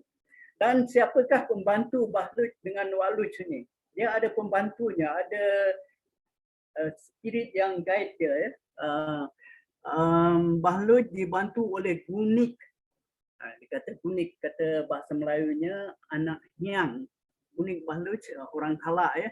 Bahtlut diajar dalam mimpi untuk memperdaya musuhnya. Setiap cerita bahtlut yang saya kumpul, yang saya dengar, yang saya tulis begitulah ya. Juga bahtlut, gunik bahtutnya muncul melayang seperti burung telang, bergerak pantas seperti ular. Gunik bahtlut itu tidak berupa, muncul dalam bentuk suara. Begini ceritanya. Dan juga gunik bahtlut itu membahasa dirinya seperti orang suruhan ataupun seperti seseorang hamba. Saya ayah guru, kata gunik itu. Wah. Ada 4 siri cerita bahtlut yang saya tulis ya, yang saya bantu Dr. Claire dari Universiti Upsi. Kami tulis satu cerita tentang Cermor Sengor ya, cerita rakyat orang asli, Indigenous orang asli, Folktales, bahtlut 7 Batak dan 7 orang Batak. Sebab buku ini ya ada tiga bahasa lah. Satu bahasa Semai, bahasa Melayu dan juga bahasa Inggeris. So dalam buku yang 4 siri ini kami tulis cerita bahtlut dengan abang-abangnya, bahtlut dengan orang Batak, bahtlut dengan Garuda dan bahtlut dengan roh jahat. Wah, banyak banyak lagi ya. Bahasa pertuturan yang digunakan dalam cerita bahtlut ni, si isteri dalam kumpulan cerita bahtlut walut ya, bahasa pertuturan ya. Si isteri suami tidak memanggil nama si suami atau si isteri untuk mengelak ketulahan, takut tulah ya. Dia akan memanggil suaminya, hei, hei, kamu berdua di mana? Kata bahtlut. Bahtlut dengan 7 orang Batak. Hei, hei, sudah lama kita tidak pulang jumpa keluarga kita. Besok marilah kita pulang. Dan satu perkataan yang saya tertarik ya ketika saya menulis cerita, perbuatan meludah tangan untuk mendapat berkat semasa berdoa ataupun menyumpah, bahtlut dengan roh jahat ya. Ini kalau bahtlut dia, cara bahtlut dia berdoa ataupun dia menyumpah seseorang, Tuj, kalau sah aku memang anak bungsu, bertuah aku sumpah engkau kekal menjadi roh jahat. Jangan engkau berani menyamar menjadi manusia dan memperdayakan mereka. Inilah yang saya katakan tadi, dia mengajar manusia ya. Dia mengajar kita supaya menjadi baik dalam cerita ini. Perkataan tuj, tuj itu memang suatu bahasa yang dari bahasa Semai lah ya, bahasa Semai saya rasa ya. Itu saja saya rasa yang perlu saya cerita malam ini. Ini bukan bahtlut ya, ini menik klaber. Ini antara buku yang kami tulis itu. Ini juga antara ilustrasi gambar dalam buku itu, dan bahtlut manusia yang penyabar, boleh bersabar melayan kerana hal kekek. Saya ingat tidak banyak yang dapat saya kongsi malam ni ya, kerana ini pengalaman pertama saya dapat bersama anda semua ya. Saya minta maaf dah kerana saya tadi program agak terganggu sikit ya. Terima kasih kepada yang mengajak saya. Ini pengalaman pertama saya, berpeluh saya sehingga ni, dibantu oleh anak-anak saya. Kami pun ini berbelanja ni kerana nak bersama juga malam ini. Okey, terima kasih semua. Terima kasih. Terima kasih Encik Mahat di atas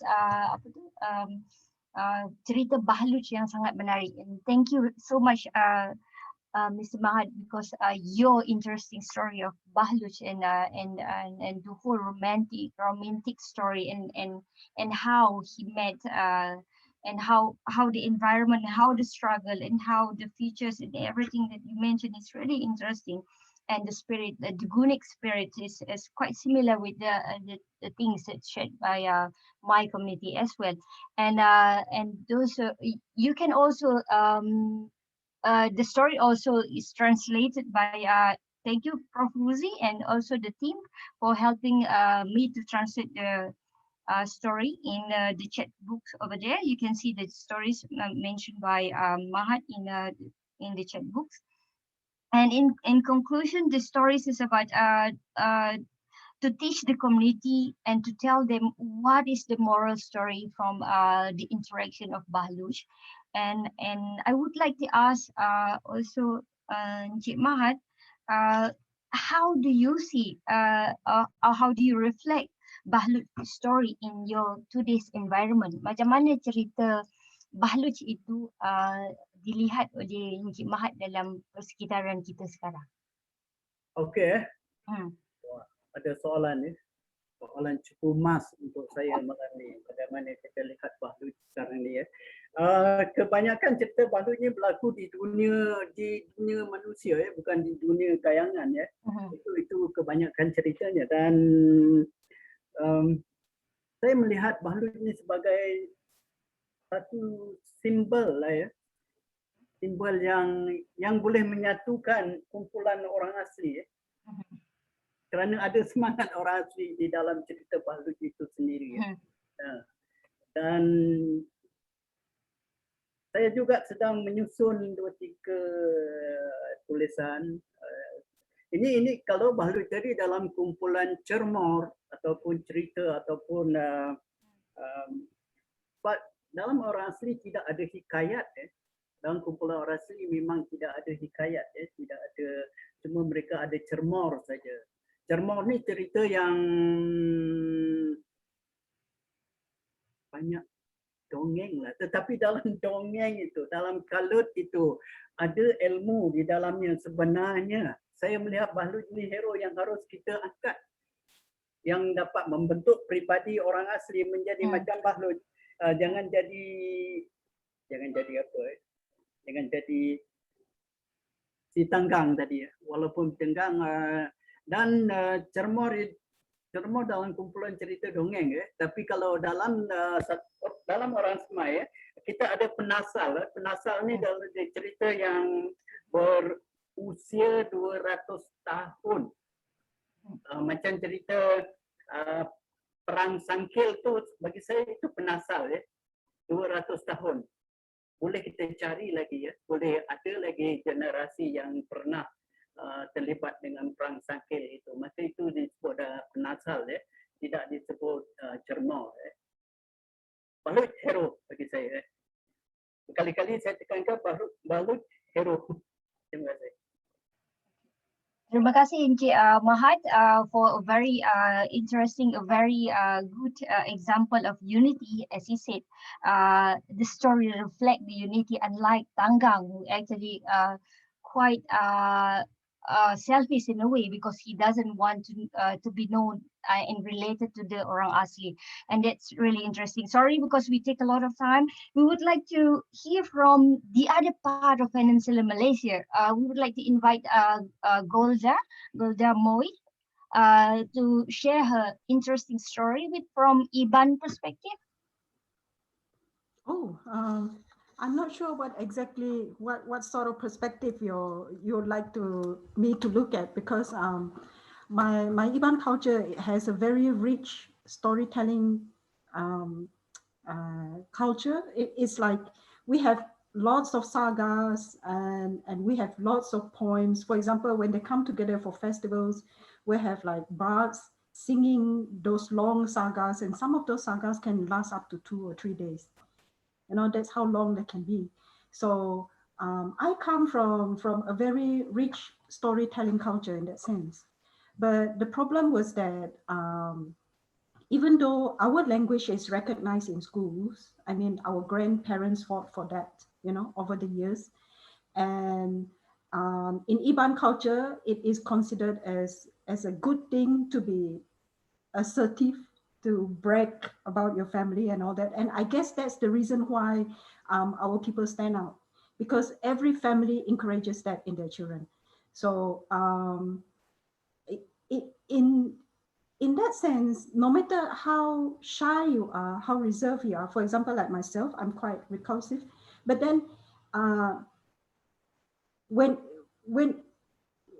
you will always try to find a place in the society for yourself, because you are expected to do that for my culture. So in that sense, when I was listening to the other speakers talking about the Orang Asli, I suddenly realized how lucky I am, because in my culture, the foundation is already there for me. You know, all the reference materials have not been lost, because since the 60s and 70s, since my grandparents' generation learned to read and write, they've been recording in their traditional language, not in English, not in Malay, but in their traditional language. So that when the new generations of children who grew up in the longhouse come to town, they will have all these reference materials in the traditional language for them to read. They don't have to struggle through a language they could not emotionally relate to. I mean, our poetries were recorded in the original language. Our songs were all recorded in the original language. So in that sense, you know, you don't lose that cultural psyche since all this recording have started.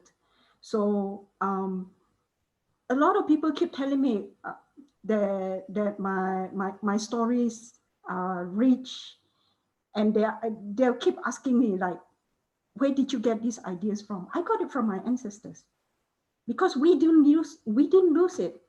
You know, the tide of modernity did not make us lose our culture. And part of it was because maybe it was due to our warrior culture. So the men and women were very, very proud. I mean, so even if somebody comes in with, say, guns, with cannons, you know, with money or whatever, we're not going to think they're better than us. That is not in our psyche to think of it that way. We'll just think like, how can I get that for myself? You know. So in that sense, I guess a lot of our culture was preserved because of that. And I was so sad when I heard Shaq said that the women in your culture would prefer to wear different wedding attires, because for the Iban woman, I mean, the Iban costume is the dream wedding dress. It's the dream wedding dress, because we have been brought up to believe that our culture is, if not as good as everyone else, is even better than everyone else. I mean, I have a cousin who married an Englishman, and she insists that her children speak Iban. She doesn't want them to have a British passport. She insists that they stay Malaysian. I mean, that is how strong our sense of ourselves is. And I believe that it happens because we have stories. We have heroes, you know, and our heroes are so real to us. Our heroes are part of us. And that was the reason why I asked Dr. Colin just now about whether the Orang Asli have novels and novellas in their own traditional language, because I believe that's very important. Especially, I mean, anytime when you learn a foreign language, you have to struggle with trying to understand the meaning of the words. You have, for example, like when you're reading their poetry, I mean, you have to understand the culture in order to read poetry, you see. So if they have to read their culture through the lens of another language. It's going to be an extra bit of struggle for them. There is one part of the language that will be lost. I mean, that is from my own experience while writing Iban Woman, because even though I'm writing it in English, like the Iban Dream series, even though I'm writing them in English, I really had to struggle to try to bring some of the ideas out, because there are some things that you just can't translate. In fact, I had to build whole chapters, I think, to create stories and scenarios, you know, just to bring an idea out sometimes. And well, I'm not sure what else I can say, because most of the stuff had been mentioned before this.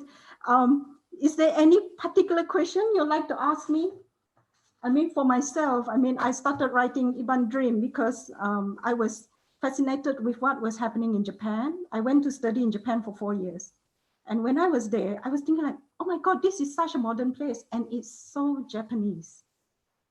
For me, that is the dream, you know, to be in my Iban hometown and say that this is so modern and so Iban at the same time. I mean, it's like I would really love to see my culture become part of pop culture. The way that Shaq does his art, I think they're beautiful. I think it reflects the heart of the young Orang Asli really well. And I was so amazed by his work when I was looking through Google and checking his profile and everything. It's like, oh, so amazing. That is the dream. I think, Golda, you answered the question very well, because you mentioned about how your identity is reflected through the stories. And this is what we talk about, the whole thing from Darcie and Shaq Koyok and also Mahat. And we are all trying to say that, trying to summarize that the stories of our culture and identity is reflected from our folklore and our fairy tales. And that's really important. And actually what you did, like your work, I believe your work is translated in, even though you say you can't translate the whole thing from your Iban words and language, but when you learn something in English, as myself, I try to write English, but you know, maybe you can say something like, how do you actually translate the work and how do you actually explain to the world? Like in a very brief, because we don't have time, and then before I pass it to Colin later, and how do you explain to outsiders words about your community through the language? Oh, I use a lot of metaphors. I mean, sometimes you just can't express certain ideas. For example, like what is beauty? The modern idea of beauty is a woman who looks fragile, who dresses a certain way, you know. But the idea of beauty in the old Iban culture is a woman who is very, very strong and independent. Yeah? For example, like our costumes, the original costumes is about 40 kgs, you know, with the silvers and the coins and the brass. You know, it's about 40 kgs. It's to reflect the strength of the woman, because she works in the field. She has to carry she has to do a lot of heavy work. So so the idea is that when I write my story, I try to bring in that side and introduce it to the modern Iban girl, to say that, you know, being fragile, being feminine, being helpless, being, you know, like a damsel in distress, it's not part of the Iban psyche, because the Iban woman used to be strong and independent. Of course, because she has the sacred role of planting paddy rice. Because she has that sacred role, she cannot be a warrior. She cannot be a hunter, because the Ibans believe that if you draw blood, you cannot bring life. If you kill, you cannot give life. So for that reason, her role was to take care of the farm. Now, in modern culture, people will just assume that, oh, that's an inferior role. But in the ancient Iban culture, this role of rice planting is so important that every time when a couple marry, they would wish to get a daughter first, the first child. They would make the wish that it will be a daughter, because if you don't have a daughter in your family, you cannot pass down your paddy seeds, because only the women can receive the paddy seeds. So meaning that if you don't have a daughter in your family, you don't have rice to eat. You have to beg for rice from someone else. So that was in the past, of course. And it's all these ideas that you've got to slowly introduce, like, because modern culture is so different in that sense. We have all these popular ideas of the role of women, of the role of children, but in the past, in our past, everyone has, I mean, we are quite egalitarian in the sense, like, if there is a huge meeting in the longhouse, everyone has a right to speak. Even young children has a right to speak, because we consider that as a life. You know, for example, like even when we're giving sacrifices, like sometimes when you come to Sarawak, you see Iban sacrificing an egg. That is considered as a life. That's why we don't like sacrifice chicken all over the place unless it's a huge ceremony where you need to feed a lot of people. But if it's just a small sacrifice, the egg is more than good enough, because that is one life. It's this sort of idea that you need to translate, I mean, to help the modern generation understand. And that's usually quite a bit of a struggle. But yeah, somehow I manage it. Yeah, sometimes you get feedbacks from people who ask you questions like, this is so strange. But it all worked out in the end. I mean, you learn from everyone, and hopefully somebody learns from you. Yeah. Thank you, Golda. That's very interesting story about women. Women are not only beautiful, but they also are a symbol of strength, because they have to carry the dress for the wedding custom. But that's really interesting. I think I have a lot of, I saw a lot of interesting questions from the chat, but I think we will only have we are allowed to have one question from the audience. But I would like to ask Dr. Colin, as the founder of COAC, how do you see the idea of a global Indigenous knowledge network benefit the Indigenous community, particularly in voicing their right on climate change issues or the environment issues? Because we all are here talking about the folklore stories and everything. And how do you see it as a very interesting, like a very good model for Indigenous in Malaysia? And because I heard your name since I was really young, and I'm not saying that you are really older than me, but you know, as somebody who actually knows like a lot of things about the network, the global network. Yes, there's no point, reinventing the networks, because there are many networks existing now. And if I can share, I can show you some examples too.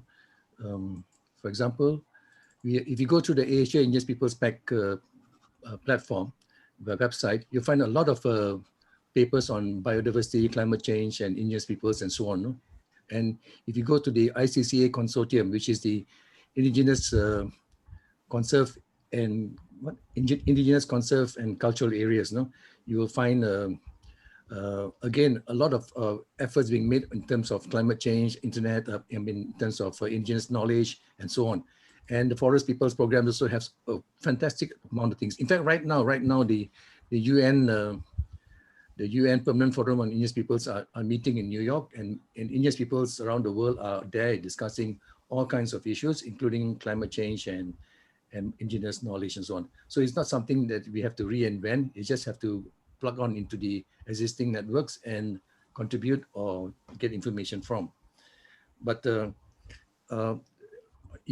since I spoke very fast, I'm going to answer one question from Golda, from what call it Golda just now, because you talked about the stories and so on. No? You see, Orang Asli are a very small minority, 0.5% of the population. So if you want to compare Orang Asli, you must compare, say, to the Penans, for example, in their culture and so on. So that kind of thing, no? And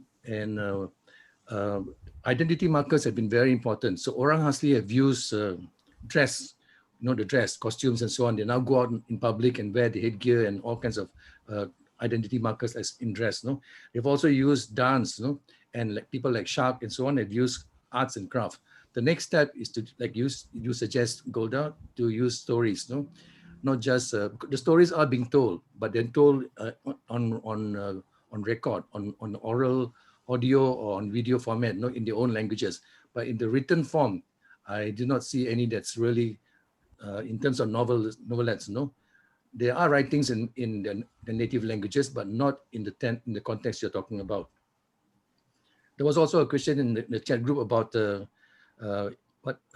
intellectual property rights and how do we get it for Orang Asli stories and so on, in light of what's been happening. It's a very expensive process to copyright your stories or your art and so on. But for stories, the best way, I think, for indigenous peoples like the Orang Asli to protect their heritage is to publish. Get it out on the internet, get it out in books, get it out in all forms, so that you stake a claim to it, and anybody else can't just say, hey, if anybody else just take a story and use it, you can always say, I was there and this is the proof. The fear to not publish or not put things on a public sphere among Orang Asli is sometimes against them, because sometimes it's sacred, sometimes it's not to be revealed. So it works against them in this particular context. That's all I have to say, Zanisah. Thank you, Dr. Colin. It's a very good, very short summarizing. It's really interesting because of the inherent, and we don't have to reinvent their global network because we already have. Those who are actually interested in asking about the global network, you can ask personally Dr. Colin, or you can ask personally to those the panelists over here. And I'm allowed to actually take only one question from Raihana. Raihana is interested in knowing more about the storytelling culture. At what age is Iban taught to participate in storytelling? Is directly to Golda. That will depend on the child, because I've seen some children as young as 7 who would, sing certain songs, sing sacred songs, but yeah, it all depends. But of course, there are some people who would go into training. They would go to a bard and they would learn the stories, the sagas. For children who do it, they do it, out of as part of their hobbies. But the thing is, nowadays, most people don't really want to encourage their children to do this kind of traditional things because you don't earn a lot of money doing it. I mean, they would prefer that their children, work in a company or work for the government. But I guess in that sense, it also helps us because we do have a lot of representation of our people working in the civil government, especially. So it helps us a lot, when we need to get projects going, when we need, enforcement to do something that the courts have agreed to, like what Dr. Collins, the problem that Dr. Collins is going through now is that the courts agree with certain ideas, but then there's no enforcement.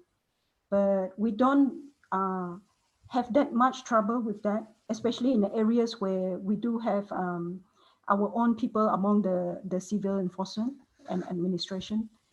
So it does help. But then, of course, on the cultural side, you win some, you lose some here and there. But of course, our population is a lot larger, so it's not as critical as what is happening to the Orang Asli right now. Thank you, Golda. What about the out of Malaysia? We would like the Darcie to share the experience of their her community in sharing the knowledge. Yes, and this is interesting. Is this discussion, the concept of sacred stories was brought up, and we actually have something similar. So, as a fantasy writer, there is it's an issue I wrestle with a little bit. In Alatsaway, the book that I published, there are a lot of stories that draw upon our traditional stories that my mother told me, that her mother told her, and so on, all the way back. And our storytelling tradition, you can tell that a lot of these stories are purely for entertainment as well as for conveying knowledge. So there was this element where it was okay for us to share these with other people. And in fact, it was encouraged, and a lot of them are very funny and very adventurous. And yet I am very careful not to, for example, put our creation story in a fantasy novel, because people might then mix it up for fantasy, which is the opposite of what I'd want to encourage, and my elders would not be happy with that. So I do actually, in the process of writing, check in a lot with, we have a tribal council of elders who take care of various aspects of our tribal government. So I actually do check in with them. My mother obviously is a huge source of knowledge.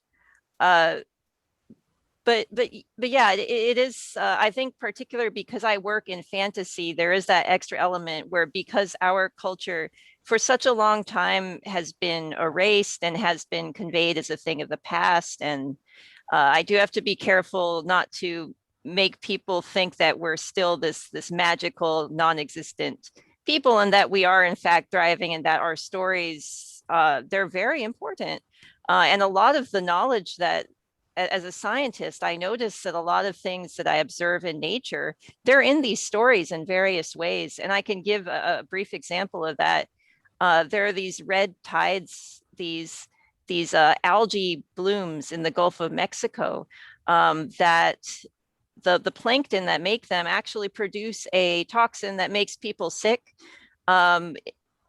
Essentially, if people eat oysters or clams or shellfish that have been filter feeding on these plankton during a red tide, then you get this terrible tummy ache. You can potentially get nerve damage. And in our stories, there's this emphasis on being careful about when you see dead fish. So we actually, even though fish are common where we live, we don't really eat fish. And it might be related in terms of like looking at what these stories describe to actual red tide events. So this is important, that these stories are preserved, because they help in various ways. But also I do have to kind of separate when I tell stories as a form of conveying knowledge, and when I tell stories as a form of fantasy entertainment. So it does get a little complicated, but I do think it's important to tell these stories. And because it is really passing on our culture to future generations. I have actually heard back from Apache children, not just Lipon Apache, but other Apache peoples, saying, wow, I saw myself and my family in a way that I haven't seen before. And it's very encouraging for them. Thank you. I like the word be careful when we write something about our story, because we don't want people to see it as a fantasy, and that's really strong word from you, Darcie. I really like it. And we talk about because we don't have time, we are running out of time, and I saw a lot of chat over there. But feel free to actually ask questions from the panelists. We will provide email, or you can ask from the technical team personally the emails later. And I conclude here that the story that they said here, and even in maybe in writing form or arts form, is not a myth, but it's a real story that tell the real life of the real people. So that's really interesting. Oral story is not something that we should taken for granted. Thank you, everyone. Thank you for all the panelists, and I give back to Sahira for the next session. Thank you, Dr. Zanisah, and thank you to Dr. Colin Nicholas, Mr. Shaq Koyok, Dr. Darcie Little Badger, Encik Mahat Akiya, Golda Mowe. For the next session, I will hand it over to my co-MC, Chris. Okay. Thank you, Shahira. For our final hour today, we will have an academic panel on the indigenous knowledge, sustainability, and climate change. This academic panel will be moderated by Dr. Melissa Perry, a senior lecturer at the Center for Research in Language and Linguistics of the National University of Malaysia. She will be joined by Dr. Anita Satkunananthan, a senior lecturer in literature with a PhD in post-colonial Gothic literature from the University of Queensland, Australia, and Dr. Vivien Wong, a senior lecturer in anthropology and sociology at the Faculty of Social Sciences and Humanities, University Kebangsaan Malaysia, UKM. This will be followed by Dr. Selena Middleton, who is a writer, publisher, and editor-in-chief at Telephone Press, where she champions the new wave of climate fiction that considers relations of all kinds of ecology. And finally, we have Rebekah Anggapan, who has just completed her post-colonial literature in English MA program at the National University of Malaysia, UKM, and is currently a freelance writer and learner in content creation and video production. Okay, please be reminded that each speaker has 15 minutes time allocated. Thank you very much, Chris, for that introduction. And thank you everyone who are still with us. It's past 10 p.m. in Malaysia, but thank you for all of you. I believe that it's been one brilliant session after the other. So without further ado, we'll get started with the academic panel which is our last session for today. And our four speakers are all waiting. And we invite as the first speaker, Dr. Anita Satkunananthan, who's the chair of the Fairytales Salon today, and also senior lecturer at the Center of Research in Language and Linguistics at UKM. Her research interests are in post-colonial Gothic phenomenology, and recently also including hauntology, geocriticisms, and her latest research projects have focused on the Anthropocene literary criticisms and eco-Gothic literature.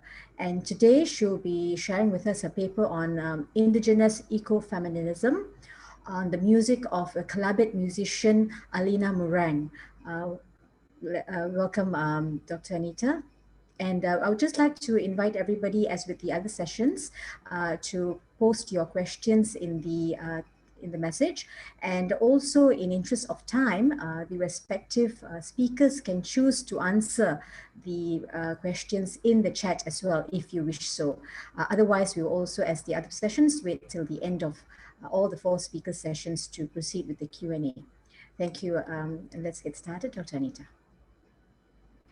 Thank you, Dr. Melissa. Well, it's going to be a bit difficult following such a brilliant panel. Thank you so much for all of the speakers. I really enjoyed listening to all of you. But I'm going to just move straight onto my talk now because we don't want to waste too much time. So I'll try to share my screen.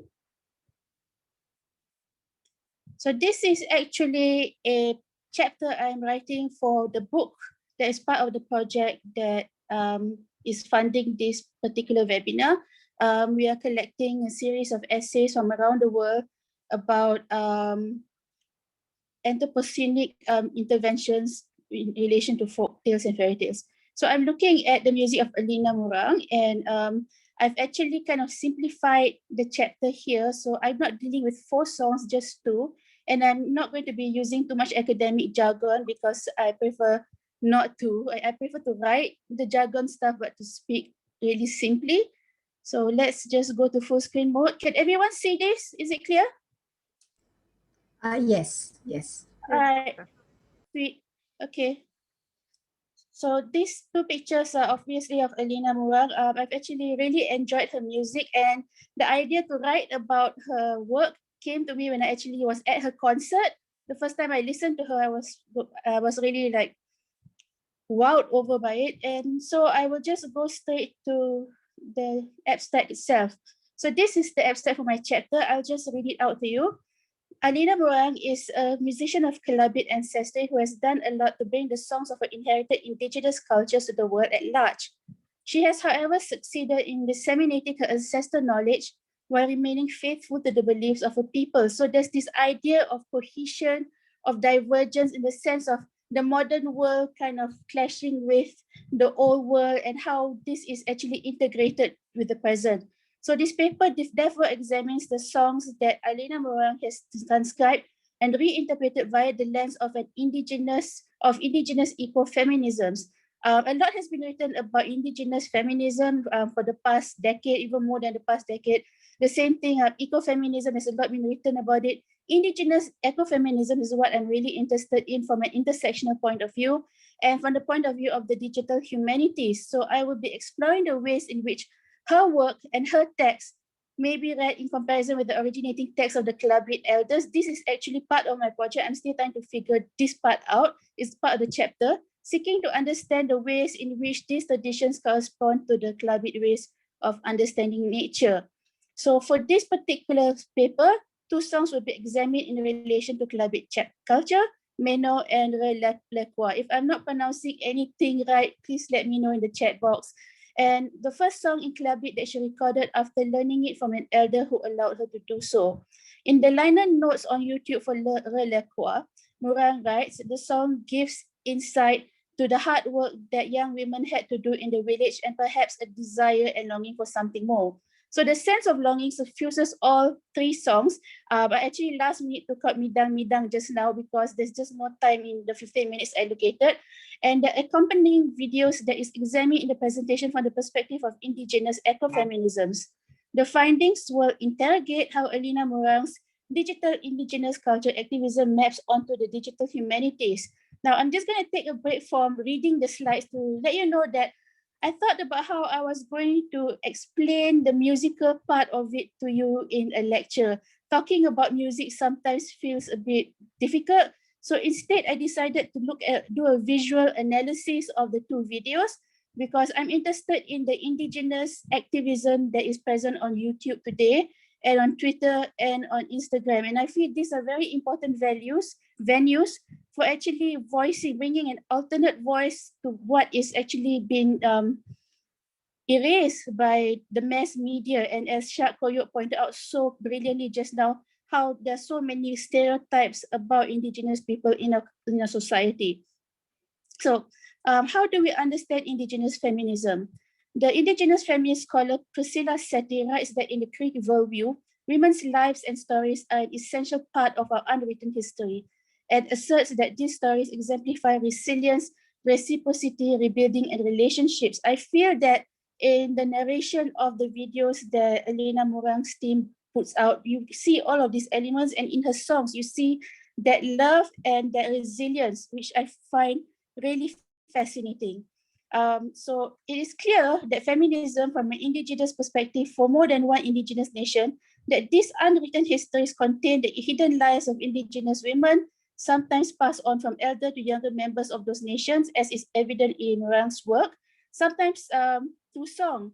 In the digital age, I assert, the digital humanities becomes part of that process of dissemination and an essential way in which indigenous feminisms are transcribed. Setti asserts that around the world, women are rebuilding from a devastating history of colonialism and that they are resuming their traditional positions of influence and power by building on ancient wisdom. My work as a scholar, I'm primarily an intersectional feminist scholar. My PhD work was all intersectional post-colonial feminism, and which is why I kind of branched out into ecofeminism and indigenous feminism. So I'm trying to look at connections between the different kinds of decolonial and post-colonial feminisms, which is why I was really fascinated by Moran's work. So I feel that a lot of her work has this discourse, kind of trying to place herself as a Kelabit woman, trying to confront 2 cultures and trying to find a way in between. And this kind of dissonances and juxtapositions can be seen in the videos as well. So these are things that Dr. Colin and Shaq Koyok has mentioned really clearly in their brilliant keynotes just now. In Malaysia, ancestral homelands of the indigenous people are endangered because of unscrupulous corporations and agencies seeking to strip them of their land rights. And in fact, I was really thrilled by Dr. Colin's keynote just now, because he talked about land rights, which is precisely what I'm interested in. This includes the actions of degazetting protected forests for economic activities.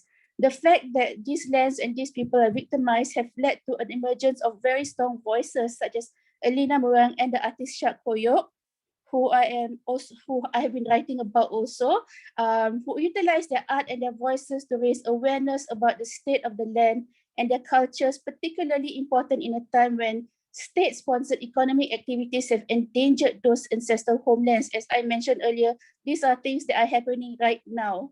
Yeah, and as Dr. Colin knows, he's been involved in that fight. Lives and livelihood of the Orang Asal or Orang Asli indigenous people of Malaysia. So, can we consider that as theorists? I know that there are a lot of artists and activists here, but as theorists, can we consider a Malaysian indigenous ecofeminism? Is there a place for it to go? Now, the field of eco-criticism arose as a response to widespread global environmental degradation.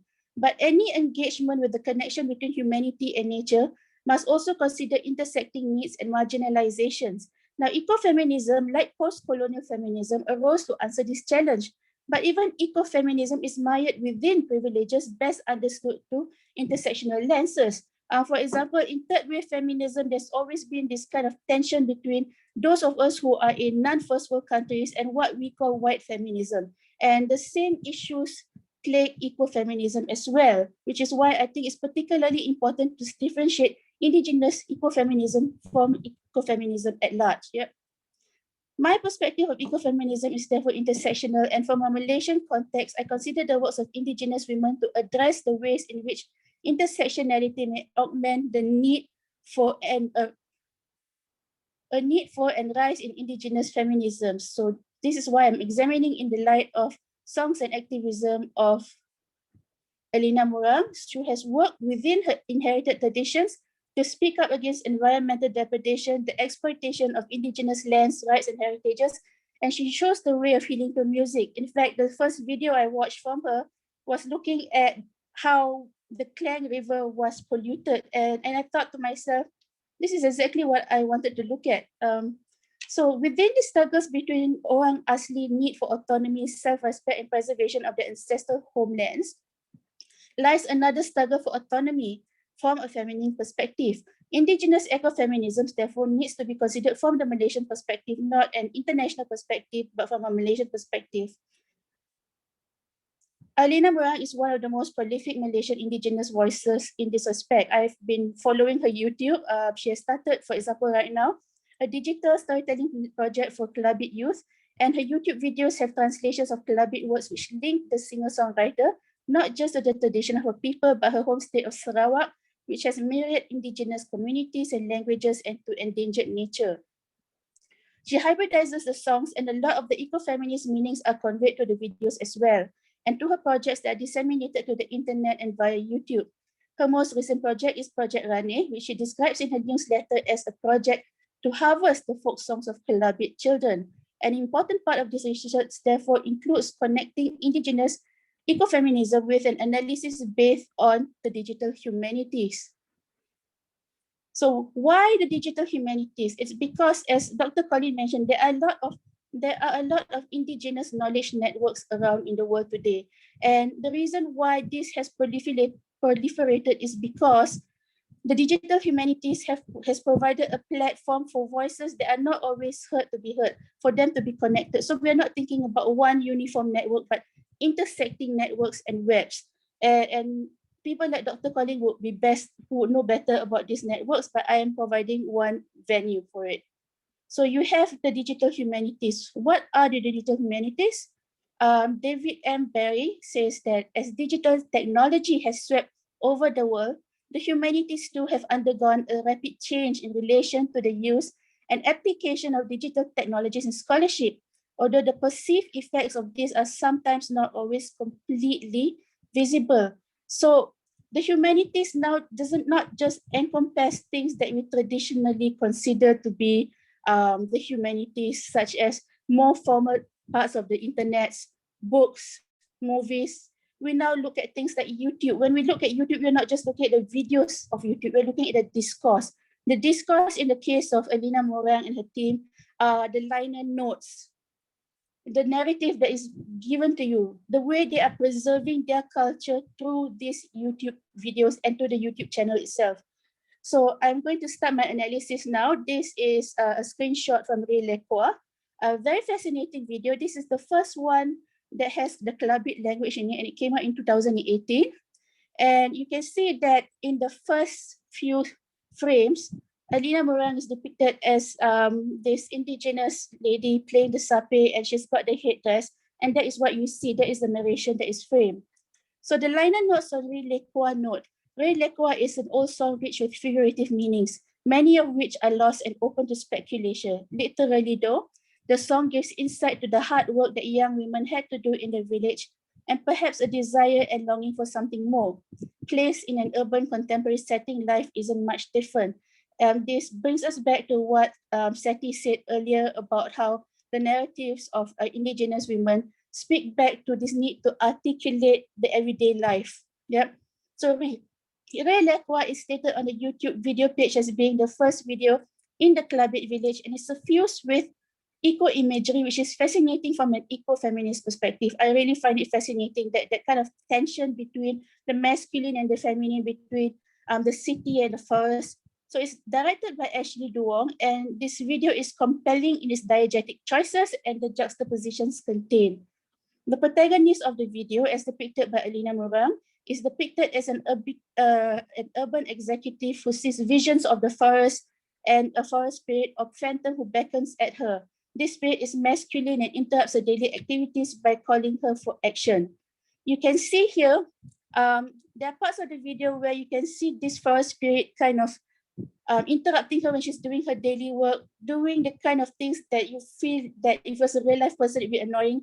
But basically trying to push her attention away from the drudgery of 9-to-5 life to tell her, look, there's something more out there. And here you have a scene in which he literally pushes her into the water, a very elemental force. And it seems to be a very confronting scene, I find. And here is how you see the elemental spirit in the forest. So it's interesting for me to see that the call to nature is seen to be associated with the masculine here. And it's the choice is to have Morang pushed into the pool, and that seems to be kind of an act of violence and a kind of epistemic not violence in a sense. It's not actually a real violence because he doesn't even touch her. It's the wind pushing her into the water, but it's a kind of an epistemic violence, and that I find really fascinating. It depicts the tension between feminine autonomy and a call towards being open to spirit and to nature. Why the opposites, I asked when I watched this video. Why the tension? But the rest of the song flows towards a feminine connection to nature, and it's part of the longing for a natural state of being that suffuses all too, I beg your pardon, I had to take out one of the slides, one of the songs, of the studied songs. Moderators, how am I doing for time? Are we doing okay for time there? Anyway, after being interrupted and pulled back into a sylvan habitat, the protagonist is seen in traditional attire, dancing, learning to be comfortable in nature. This video therefore speaks of an awakening and awareness and a call to be more in tune. You can see here a picture of the part of the video where she is dancing within the forest. Once she is pulled into the forest, her spirit is pulled into the forest, she starts opening up to nature and to the forest. The unity between opposites here, masculine, feminine, urban, arboreal, finally coheres into the last shots, a return to the setting of the first frames, but with more visual information provided. We saw in the first few frames, Elena Morang with a headdress in what seems to be a field playing a sape. But the camera shows towards the end of the video, Elena Morang is actually wearing urban clothing. She has jeans, a ceremonial headdress, and descending from a building which is overgrown with greenery. And the spatial temporal context of this, the architecture is really fascinating for me. I mean, I could spend hours talking about the visual analysis of it, but don't worry, I won't. The marriage between different elements brings together the visual element of the video, which speaks of the adaptation of traditional videos to the present day. The final scene, okay, wait. So here's the video. You can see that what looked to be a field was actually grass on steps. And behind here, you can see the city. So, and she's walking down with a sape. So I find this fascinating, and let me explain why I've taken you through the steps in this video, because for me, this exemplifies post-colonial feminism and what we call double colonization. The idea that a post-colonial woman is always stuck between wanting to defend her culture, but also wanting to defend her autonomy and the culture of her peoples, which means that seesaw between where do I fit in, where do I find my path. And so I move on to Meno, which is her latest song. It came out in January of this year. So here it's a song that is not in Kalabit, it's in the Kenya language. And the liner notes on YouTube state, Meno in Kenya language is a feeling of yearning for somewhere, something, or someone. The yearning of the lyrics are translated as followed on YouTube. I can't read this because I can't speak Kenya. Is there anyone in the audience who can read this?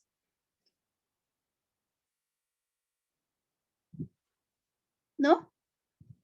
Let me look at chat. Time's up. Oh, I can see that time's up. Oh dear. All right. Let me just rush through this. So the song had the toast sentiment is that the day that we met, we came together, we gathered in close fellowship. A long iron for you, down for the community and the longhouse. So there's that sense of yearning there. Yeah. In both songs, in all three songs, in fact, a connection to a community and a lifestyle that is harmonious with nature, which can be contrasted with other videos by Alina Morang's team, which depict the degradation of natural environment. In this quiet, lyrical way, the eco-feminist activism in display is particularly effective and poignant. So I'll just quickly go into the musical aspect of it here. The haunting chords of the sape in this video are augmented by acoustic and electric guitars. You have 3 to 4 types of string elements in this particular video and in the song itself, returning the viewer to the ever-present theme. Oh my God, I have a typo there. Please excuse me. Of juxtaposition and harmony between different elements, represented by the harmony between the string elements and the vocals. So the thematic connections are powerfully augmented by the visual metaphor of weaving. Shaq Koyok has mentioned a lot about it earlier, but you can see here that weaving as a metaphor is very strongly portrayed in this video and is juxtaposed against the weaving of different kinds of musical instruments and voice. Yep. So finally, my last slide, I apologize, I took more time than I thought I would take. Indigenous creatives like Alina Morang paved the way for further acts of culture activism and empowerment to social media, to disseminate their tools to folktales, to music and art, and where those tales and songs are oft elided by mainstream media and society. This provides an important opportunity, particularly for Indigenous feminists to voice themselves and to find a balance between individual needs, autonomy, and communal identity and heritage. And perhaps those things do not need to be mutually exclusive. Her videos therefore reveal a balance of opposite, of a desire to reconcile different elements of a contemporary identity between the past and the present. These elements then perhaps point the way towards understanding what a Malaysian equal Indigenous ecofeminism may be. And we are done with the slides. I shall stop sharing now. Thank you for bearing with me. Yep. Thank you so much, Dr. Anita, for that such enlightening presentation on feminism and Indigenous narratives through song and music. So I think we really enjoyed that. And thank you to Mr. Shaq for sharing the song on via the YouTube link in the text. So those of you who are interested to check out the songs, you can via that link. So we invite, without further ado, our next speaker, Dr. Vivien Wong Chin, who is a senior lecturer in anthropology and sociology at the Faculty of Social Sciences and Humanities at National University of Malaysia, UKM. Her research areas are in the area of Orang Asal and Indigenous communities, focusing on leadership, economics, and oral tradition. Additionally, Dr. Vivien also researches in the area of traditional Chinese medicine, cancer, and well-being of communities in Peninsular Malaysia. Her topic of presentation today is on folk perspectives of Indigenous communities in Peninsular Malaysia on the issue of climate change. Welcome, Dr. Vivien, and we can begin. Thank you so much, Dr. Melissa. Good evening, everybody. My name is Vivien. First of all, thanks a lot to Dr. Anita and her team for such a great opportunity to share part of my research findings on climate change and the Orang Asli in Peninsular Malaysia. Well, the indigenous people in Peninsular Malaysia is also known as Orang Asli. I share my slides now.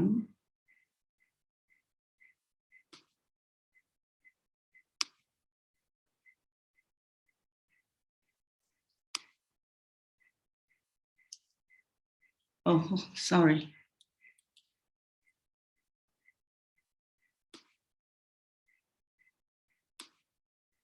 Okay, so the topic of my discussion today, the presentation, is folk perspective of indigenous communities in Peninsular Malaysia on the issue of climate change. The indigenous people in Peninsular Malaysia, literally, Orang Asli is known in Malay as the first people or the native people. Yeah, the Orang Asli in Peninsular Malaysia are heterogeneous and comprising of 18 sub-ethnic groups, which can be grouped in 3 main ethnic group of Negrito, Sinoy, and Proto-Malays. And today, part of my research findings only on the Negrito, the sub-ethnic called Jahai.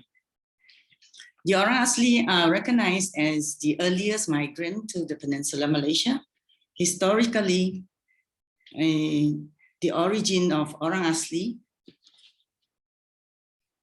can be linked to Burma, Thailand, Indochina, and Indonesian islands.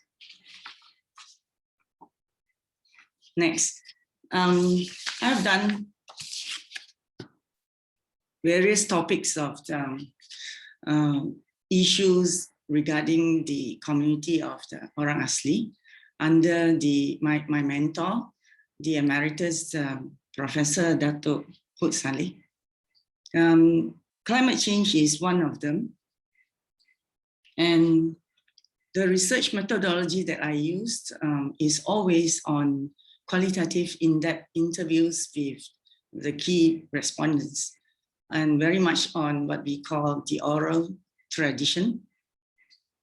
And for this particular study, I have interviewed, for this particular part of my findings, I have interviewed 5 of the senior indigenous leaders of the Jahai group in Peninsular Malaysia. And they are living in the tropical forests of Belum Temenggong in Peninsular Malaysia. So, and another method of me doing this research is I used to stay for 5 to 7 days with the Orang Asli village in the forest. Particularly for this Royal Belum's village, I guess for the past 5 to 6 years, it's like maybe during a year I will be there around 1 or 2 times. Okay, this is some of the pictures of the location that my study location. And tonight I'm going to discuss only on Royal Belum, whereby Royal Belum is this whole part of the Royal Belum, and it is on the northern part of the Malaysian state of Perak, bordering Thailand. Okay, it occupies nearly all of the former Belum Forest Reserve, which is around 130,000 hectares, together with the neighboring Temenggong Forest Reserve here, which is around 145,000 hectares, and the Great Forest Reserve. So for this Royal Belum and the Banding Forest Reserve form around 300,000 hectare forested, known as the Belum Temenggong Forest Complex. And in short, it is called Belum Temenggong. Yeah. So my study location is more on Belum Temenggong. And Belum Temenggong is estimated to be older than the forests of Amazon and Congo basins, and which is around 130 million years. And this make Belum Temenggong has a high concentration of 3 species, and these 3 species has been known as the highest commercial value, which is responsible for Malaysia being the world's largest exporter of tropical logs. The Belum Temenggong also have its portionless fauna, include a large number of charismatic mammals, including the Asian elephant, Malayan tiger, Sumatran rhinoceros, Malayan tapir, sun bear, and 3 gibbon species. Other organisms found in Belum Temenggong is like we have 3,000 species of flowering plants, including 3 species of Rafflesia, which is the world's largest flower. And we also have 30 ginger species and 46 palm species. Some of it species are found nowhere else in the world. Example, we have 15 palm species, which is only can be found in this tropical rainforest. So Belum Temenggong contains no major settlements in part because the federal government relocated many of the inhabitants out of the region during the insurgency. So currently approximately 200, we have 200 indigenous families here. And mostly comprising of the Jahai and Termia ethnic groups. So what is the importance, the significance of climate change that could create such a huge impact on the livelihoods of the indigenous people in this tropical rainforest of Belum Temenggong? First, I would like to tell that we have only very limited time for this presentation. So I only share 3 very good ideas from this Orang Asli, that how they do their livelihoods in the climate change environment. First of all, we look at the changing of hunting and gathering habits. Yeah, active logging is still going on in Belum Temenggong Forest Reserve. When trees are cut down, their stored carbon is released into the air as carbon dioxide. And this is how deforestation and forest degradation contribute to global warming. So as such, in this part of the forest, there is both a scarcity of flora and fauna, and leaving the Orang Asli inadequate resources for collecting and hunting activities. So due to this, the hunting and gathering activities has to be scaled down as the forest no longer able to sustain the pastoral lifestyle of the indigenous people. So in order to sustain a new lifestyle, the indigenous people have to focus more on subsistence farming and poultry rearing. I have some of these pictures that I have taken. For this area is near to the national park, yeah, and some of these houses belongs to the batik.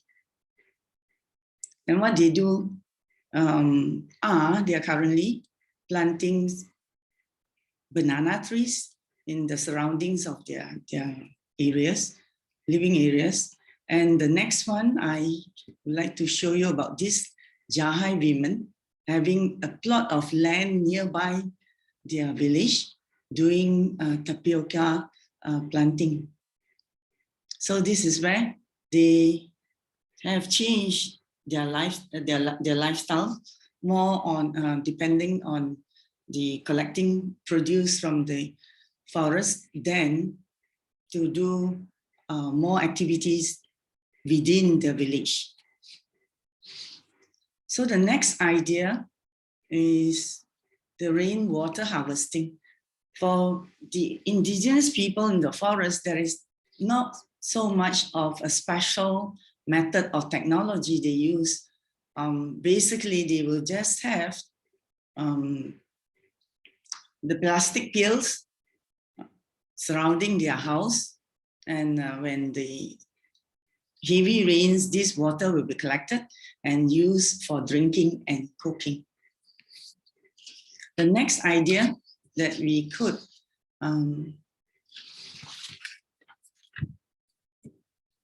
get from the indigenous people is where they do improve building technologies.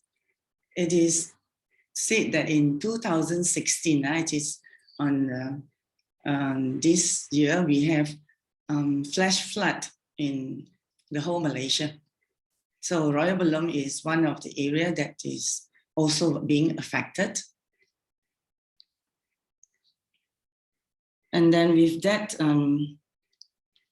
strong wind has blown away the roof of these atap rooftops. And in order to be sustainable for their houses, so they have taken the advice from the mainstream society, whereby the NGOs came in to help them to put on the zinc types of rooftops. And because the indigenous people would prefer an area, atmosphere which is more cooling, so what they did is to have the atap leaves still below the zinc, and then after that cover with another layer of the atap. So this is how it could be sustainable, can be stronger, and then they also can still live in a comfortable environment. So this is the three ideas that I would like to share, and I thought we should be more open-minded to new ideas and new ways to carry out activities to improve the indigenous well-being. So this is all from me for a short presentation on the climate change for the Orang Asli. Thank you so much. Thank you so much, Dr. Vivien, for giving us a first-hand experience and taking us on a journey of your own observations. It was lovely to see the realities of the lives of people there at the Belum Forest. So once again, if there are any questions for Dr. Vivien, please feel free to post in the chat. So our next presenter, we welcome Dr. Eileen Ganmuli, also known as Selena Middleton, who is a Canadian writer, educator, and a published author, as well as editor-in-chief at Teleform Press.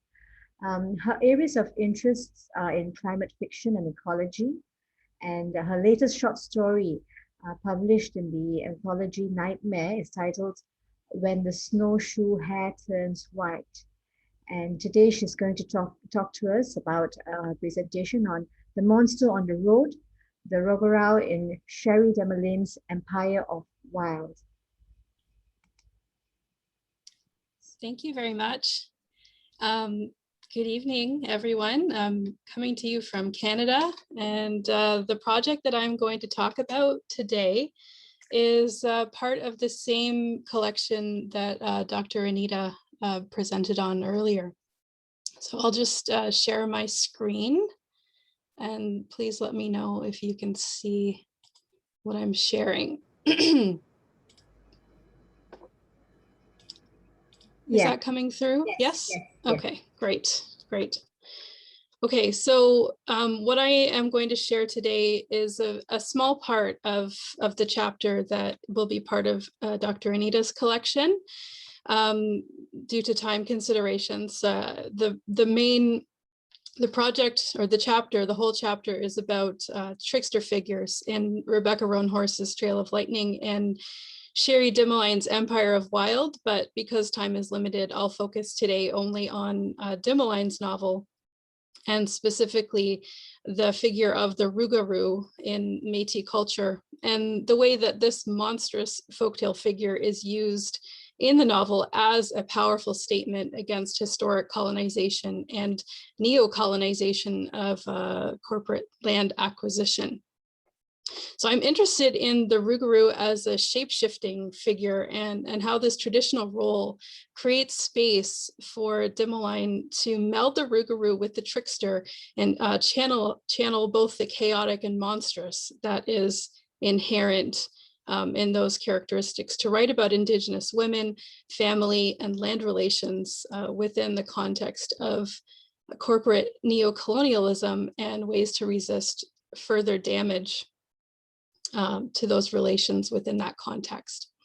So before I get into de Moline's work, I think it's important for me to just clarify my position to the texts that I'm about to discuss. As I mentioned, I'm Canadian living in Canada and a settler, so I am not Indigenous. My family is not from Canada. One side of my ancestors are from the UK and the other side from South Asia, but they were displaced to South Africa and Zimbabwe, and eventually they came to Canada. Given this history, my personal history, my interest in de Moline's work comes from my research on ecological science fiction and fantasy, but I'm especially drawn to de Moline's work because we're from the same part of Ontario, and I recognize a lot of my family's chosen homeland in de Moline's descriptions of her territory.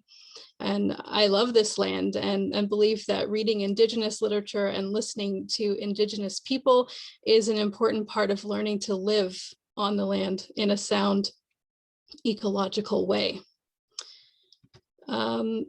So before I begin, I'll just give you a little bit of Métis history. Sherry de Moline is a Métis writer from the Georgian Bay Métis Nation in Canada. Because there's some confusion, even in Canada, as to what it means to be Métis, and many of you may not have heard this term before, I'll briefly refer to Chelsea Vowell's definition of Métis. So Métis is a French word that means mixed, and Vowell makes a distinction between this word's definition and the eventual ethnogenesis of the Métis people. In the early days of North American colonization by France, French fur trappers and traders sometimes married Haudenosaunee and Nehiyah women. The culture that emerged from these unions and the culture of their descendants eventually became that of the Métis people. The word Métis, with its original French definition signifying a mixture of races, evolved and signifies, as Vowell puts it, a sociological definition, one that still often relies on the core concept of mixture. The Métis were born as a people when they began to share a common experience that eventually crystallized into a national identity during a specific period of time within the history of Canada. There is less focus on race with the term Métis, although kinship ties are very much present. So the culture that became the Métis Nation draws from both French and specific Indigenous cultures. The folkloric figure I'm focusing on in this paper, the Rougarou, is a great example of cultural collaboration, demonstrating how the mixing and shifting of cultures results in something unique. The word Rougarou comes from the French for werewolf, which is loup-garou, while the Rougarou of Métis culture is a similar figure to the werewolf in its shape and the constraints of its magic. It is a human being that turns into an animal at night, sometimes under certain phases of the moon, which you might be familiar with.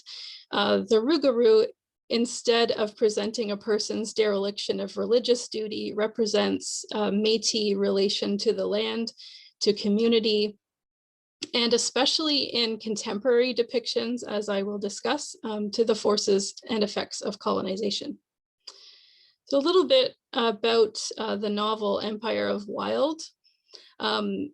Empire of Wild is a story of a Métis woman named Joan and a series of events that occur after she has a fight with her husband, Victor, over selling the land that she inherited.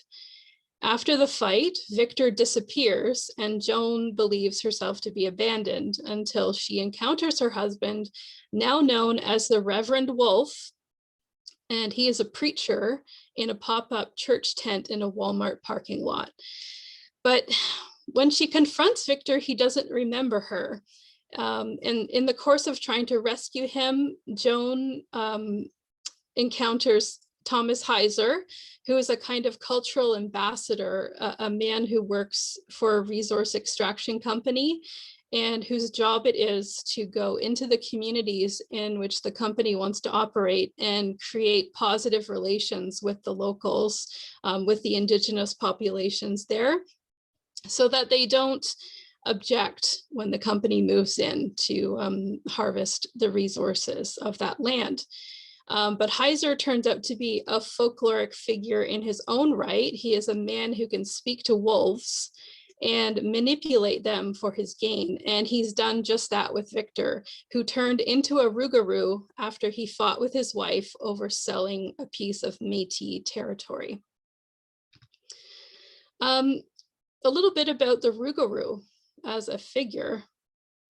The marketing copy for Dimeline's Empire of Wild suggests that the novel is a retelling of Little Red Riding Hood, but framing this story using a Western fairy tale, while technically fairly accurate, Joan does go into the woods seeking a wolf to save her husband and avenge her grandmother. So there's a lot of similarities there with the Western fairy tale. Well, if you focus on the Western fairy tale and lose the Rougarou folk origins, this would decenter the experience of Indigenous women and Métis women specifically. So Métis folklore has not been consistently documented or written about because of the challenge of language mostly. Many Métis stories are oral stories told in French, Cree, or Michif, which is kind of a combination of both languages, and sometimes it's recorded in one of those languages. So it wasn't until 1995 that the renowned Métis author Maria Campbell published a collection of Métis oral stories translated into English. This collection is called The Stories of the Road Allowance People, and it documents the experiences of a people who were dispossessed of their traditional territories as settlers moved into the land. As settler developments carved the land into plots divided by roads, the Métis were permitted only to stay on the road allowance. So that was a narrow strip of land adjacent to the road. And it's no wonder then that the mythology of the Rougarou is connected to the roads that were built through the territory. In the stories collected by Campbell, the Rougarou patrols the road, seeking to snatch those who are walking late at night. And there's an example of that up on the slide. You can see that the danger of the Rougarou on the road occurs mostly at night in many Rougarou stories. So Campbell's book mentions the Rougarou in a couple of other contexts. There's a story about a character named Harry Seymour, and his wife is claimed to be a Rougarou. So two attributes associated with her seem to be connected to her monstrous status. First, her name is Josephine Jug of Wine, suggesting that she has a drinking problem. Second, the story's narrator states that she lived in the city for a long time. So these two elements together suggest disconnection on a micro and macroscopic scale. Josephine, the wife who is turned into a Rougarou, is set apart from intimate and community relationships. Other Rougarou stories in the Campbell text suggest other means of disconnection. In the first Rougarou story, the tale begins with the fact that the narrator's grandfather could turn himself into a bear, and an elder he knew turned herself into a coyote. These shapeshifters were set apart from the Rougarou because their intention in their transformation was to heal people. So it's not the shape-shifting alone that makes a monster. So these people turning into a coyote or a bear, they are not Rougarou. So this first story sets some important context. The narrator states that it is the priest who tells them about the Rougarou, claiming that there used to be lots of them in the old days, before Indigenous people practiced Catholicism. The narrator states that the Rougarou do not like Jesus and the Virgin Mary, suggesting that the reason there are fewer Rougarou now is directly because of the spread of Christianity. But the narrator of the story is careful not to make these claims himself. He states that it is the priest who makes those claims, and that, quote, maybe he thinks that's because that's what the priest tells us, end quote. And that's part of Maria Campbell's translation. So this statement suggests that the narrator has become distanced from the stories of his community, ironically, perhaps putting him at greater risk of becoming a Rougarou.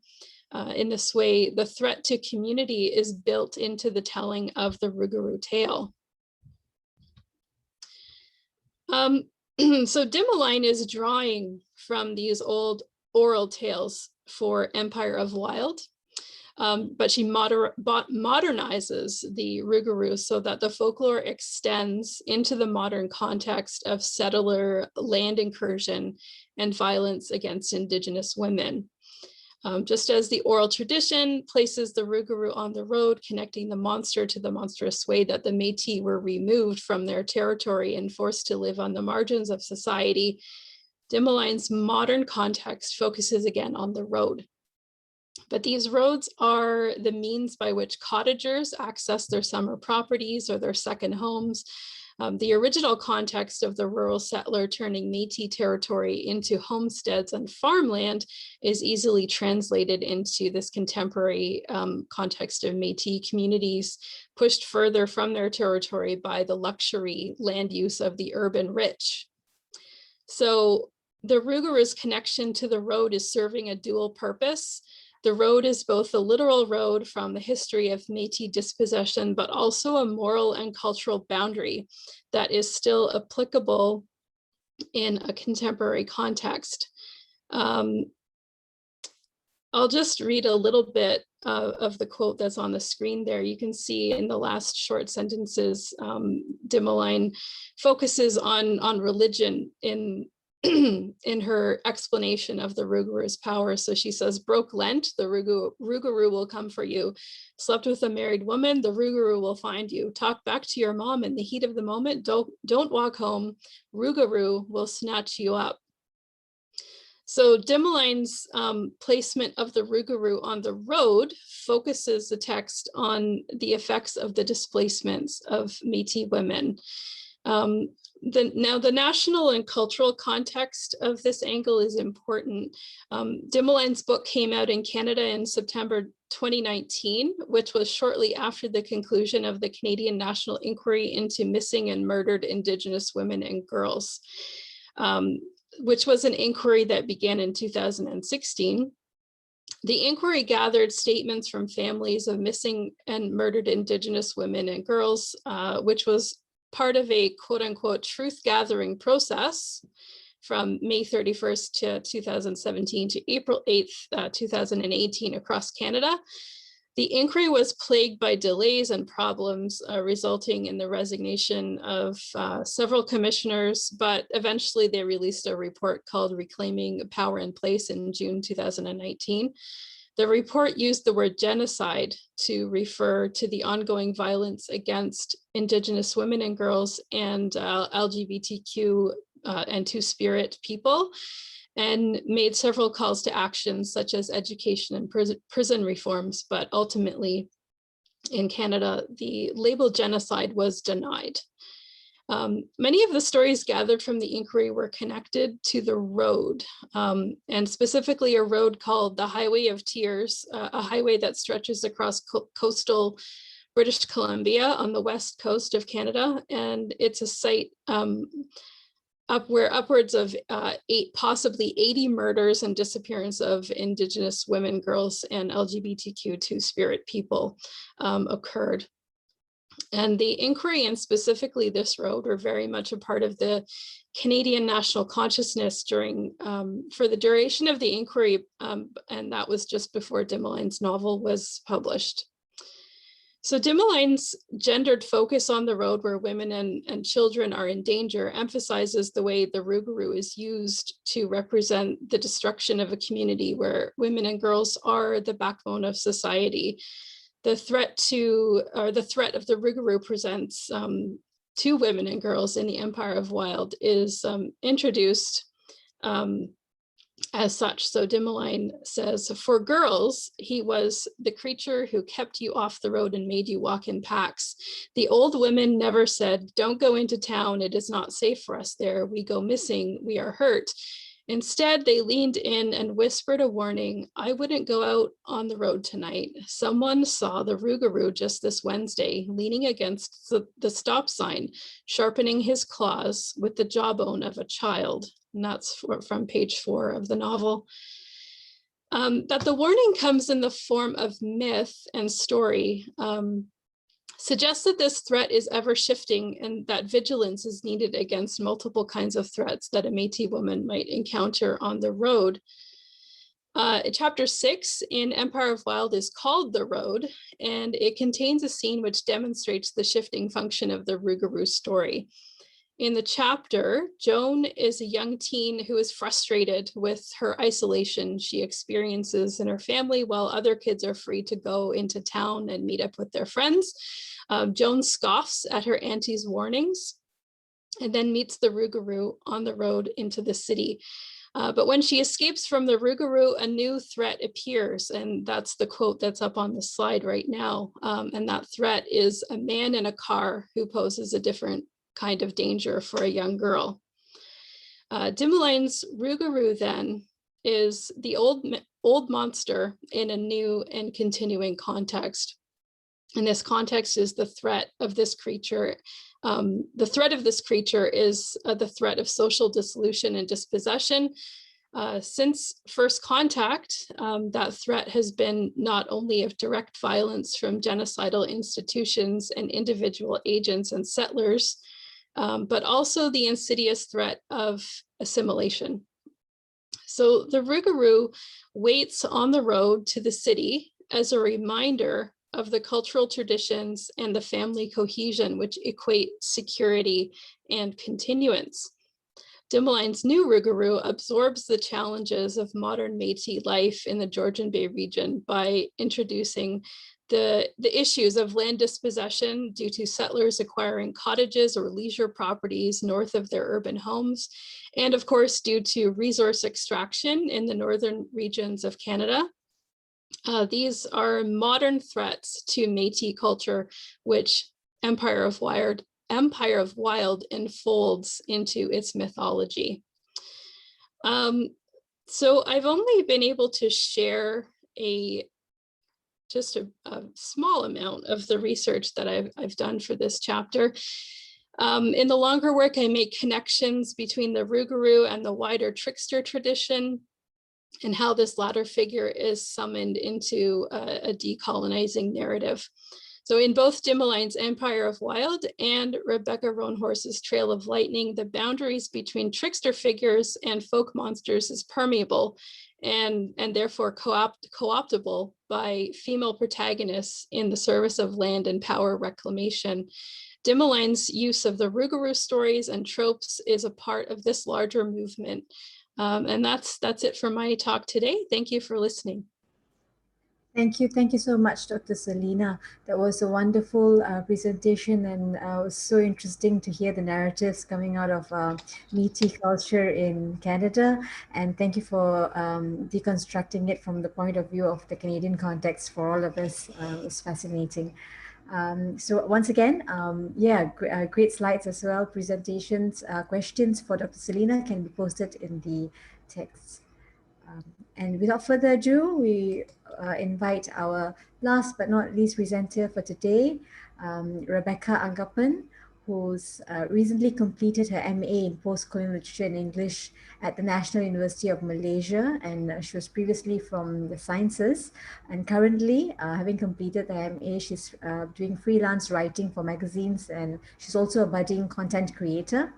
Her topic today is on identity struggle as an Indigenous woman in coincidentally Golda Mowe's Iban Woman. Rebekah. You there, Rebekah?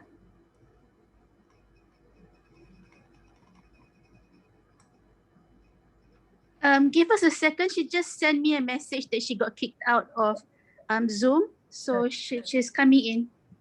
Okay. In the meantime, I'll wait for her. Would you like to take any questions, Dr. Anita? There was a question for you by Nick. I do believe on cultural commodification. Yeah, apparently the person deleted the question on Facebook. So I'm not entirely sure who cultural commodification on whose part. If cultural commodification on the part of the singer and her team, they're all indigenous. So how can they commodify their own culture? Right. Well, I mean, I suppose it's possible, but I feel it's more permissible for people to want to disseminate aspects of their culture to the mainstream if they wanted to, and especially in the case of indigenous arts when it's been so sidelined. I think if they want to make it more approachable, that is absolutely their call. That's what I feel. Yeah. So that's all I have to say. Let's see if Rebekah can come in. Does anybody else have any questions for me though?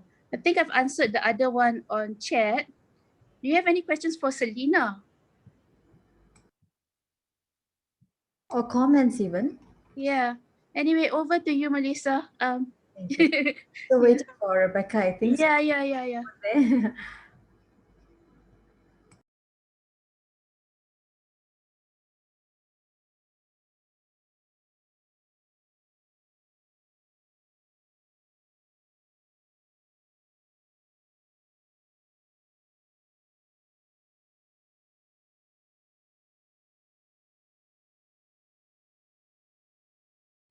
I have got a very sad message from her that she's trying her utmost best to come back in. So I feel this is an excellent time for anyone to ask questions of the other speakers, like Dr. Vivien, who has done so much work.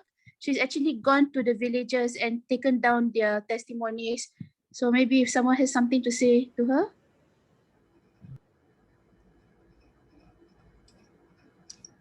I have a question for Dr. Vivien, if I may. Yes, thanks, Selena. Please go ahead.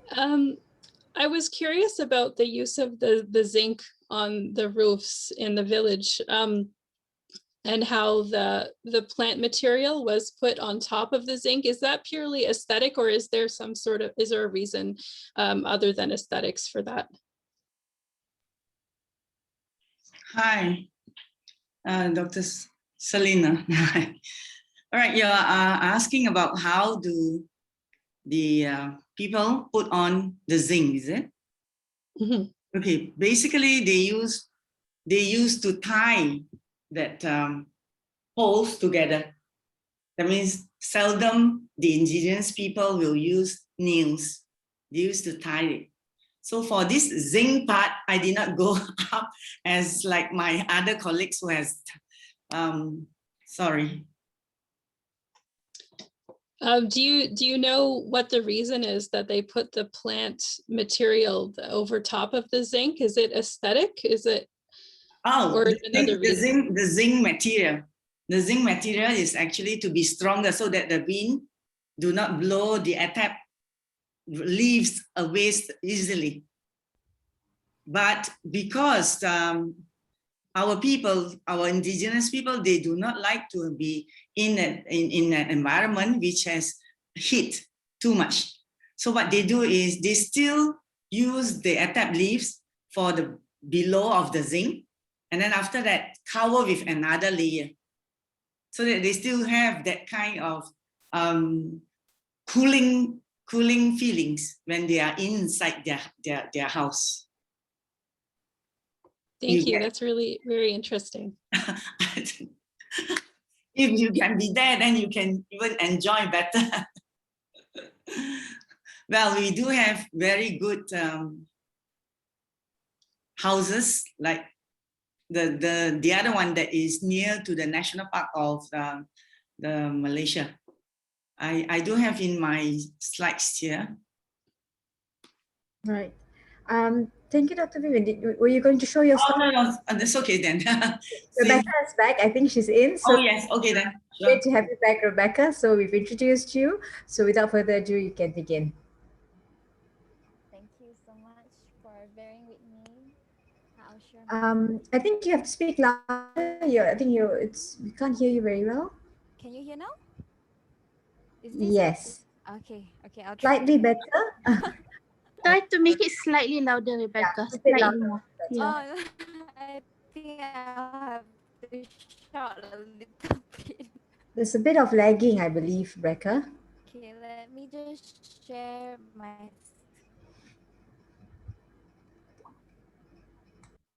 Yeah, and my internet connection is pretty bad.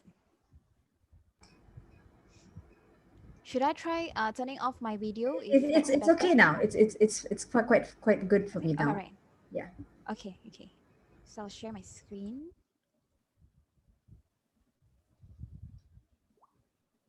Right. Can you see my screen? Yes. Okay, thank you. Right, so my presentation will be on Golda Mowe's Iban Women. It's an honor to actually present in front of the author herself, and it's also quite nervous. All right, so I'll be talking about the identity struggle as an Indigenous woman in Golda Mowe's Iban Women. So this will be the outline, and I'll try to okay. So these are the background on Indigenous people and the various challenges that they are facing. These are just some of the few, probably not some, it's the few of the excerpts that I've taken out, and there are so much more. And for example, like you can see here is they're facing political discrimination, socioeconomic inequity, environmental degradation, and also in terms of portrayals, how they are being portrayed, whether in social medias, in newsletter, in advertisement, in TVs, and also the names that has been imposed on the Indigenous people. As you can see, they're mentioned by Wow. So my focus in this research, in this article, will be on the Indigenous women, and particularly on Malaysian Indigenous women, which I will emphasize later on. So here, Indigenous women, they face various and multiple layers of oppressions.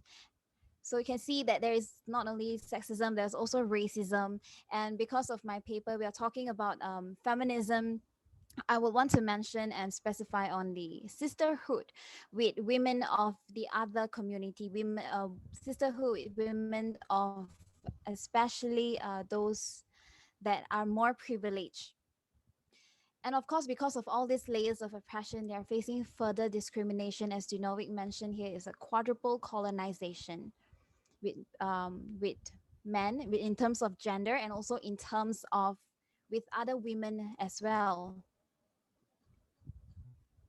Now, this is the question that we post here. We often use the most powerful tool to search for information, and that powerful tool is none other than our Google search engine. So while doing my research, I looked up a lot on the Malaysian Indigenous women. And my question is, how often do we, or particularly me in my experience, do I hear the authentic voices of Malaysian Indigenous women? Because oftentimes when I looked out on articles and on books, especially on the Malaysian context, I find a lot is being written from people of the non-Indigenous community. And of course, in terms of literature, it's not, it's, we can find, but in terms of novel, and because I experienced this in my research, and what I experienced is that my question is, where are the voices of the Malaysian Indigenous women? It's not that there are none, there are, and it's quite limited.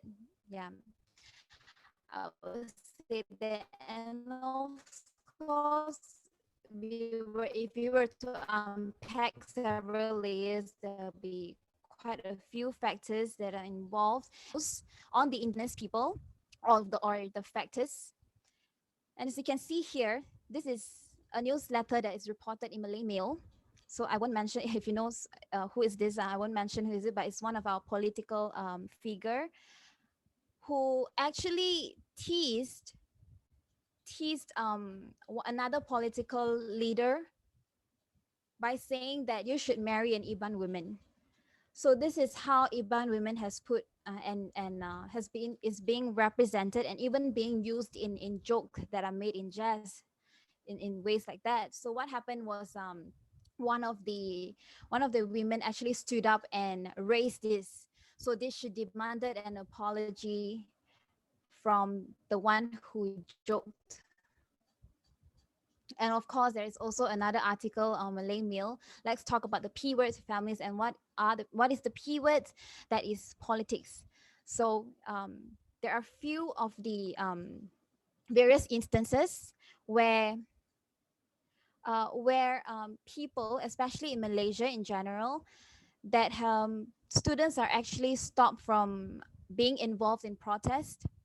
And if you do, or if you offend the authoritative figure, we could actually suffer an undesirable consequences. So in other ways is we are not really free to express or to voice out, or especially when we are against the authorities. So that is a fear that has been instilled upon the Malaysia citizens as a whole, and more so upon the indigenous community.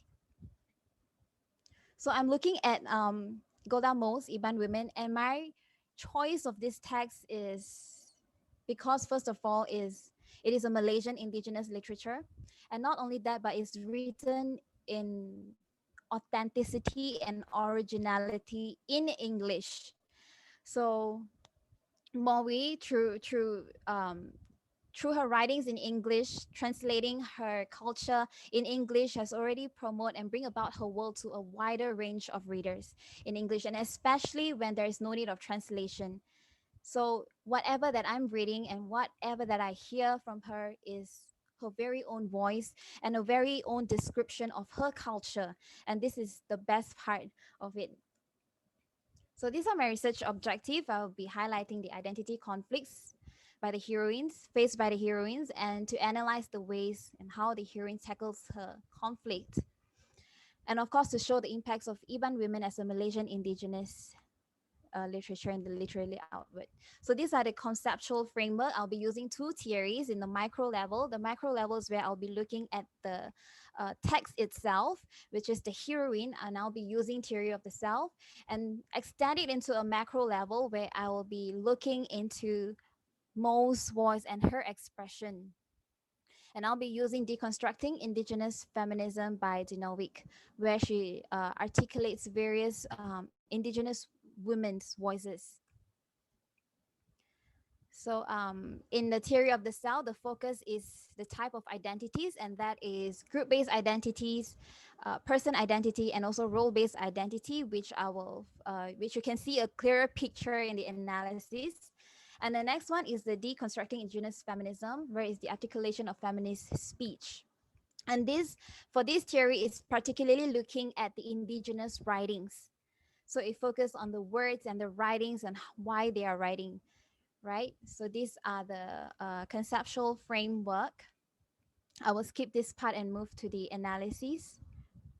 Now, this is the micro-analysis where I'll be looking at Ratai's identity conflicts. Ratai is the heroine in Iban Women, and how she's portrayed as a person who faces various challenges, especially in terms of identity, and how she came out from it, and being so determined, she actually fight through and came out from it.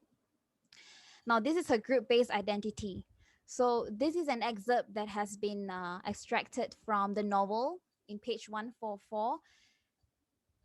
It's a conversation with the group of the people with Ratai's Longhouse, and So he said this particular sentence that says, women do not go for war for the same reason that men do not weave cloth. There is a clear gender roles between the Iban men and the Iban women. So take note that this context is laid during the times where hate huntings are still practiced. So this is what they have believed, which women are only doing a specific roles and men are doing another specific roles. You cannot cross, and the moment you cross, it's like a taboo. So this is her group-based identity, and on how Rata is being portrayed, this is not Rata at all, because she is more successful in hunting, which are the responsibilities of Iban men. So in a way, in her person identity is contradicting her community and what is expected of her from her community. Ratai wanted more than bearing children and planting of fertile. She wanted to see new places, visit new people. She wants to travel, and she's definitely better in hunting than most men in her long house. And that is her person. So whenever she tries to cross and whenever her group-based identity overrides her person identity, that creates a conflict, which we see here in her role-based identity. What is role-based identity? Role-based identity is where you have to perform a role. The performance takes place, your doing takes place. So in this place, this is where we see that Rata is expected to perform roles as an Iban woman, to be perfect, to be accepted by her community. So this group-based expectation are actually contradicting her individuality as a hunter. She's skillful in hunting, and of course, this is where the activation comes in, activation of her identity, and this is where negotiation have to come in to negotiate with her community. You know, this is what I'm good at, and this is have to negotiate. And in the story itself, she even negotiates with the spirits. And of course, whenever the group-based identity overrides her person identity, depersonalization takes place. And when depersonalization takes place, that is where identity crises come in. Overall, even throughout their journey, Ratai is portrayed as a character who discover herself throughout their journey. And that shows a lot of determination, a lot of determination, as what Mo has exclaimed on the Iban women, and I can see that in her writings and how she portrayed this character in her writings as a determined woman.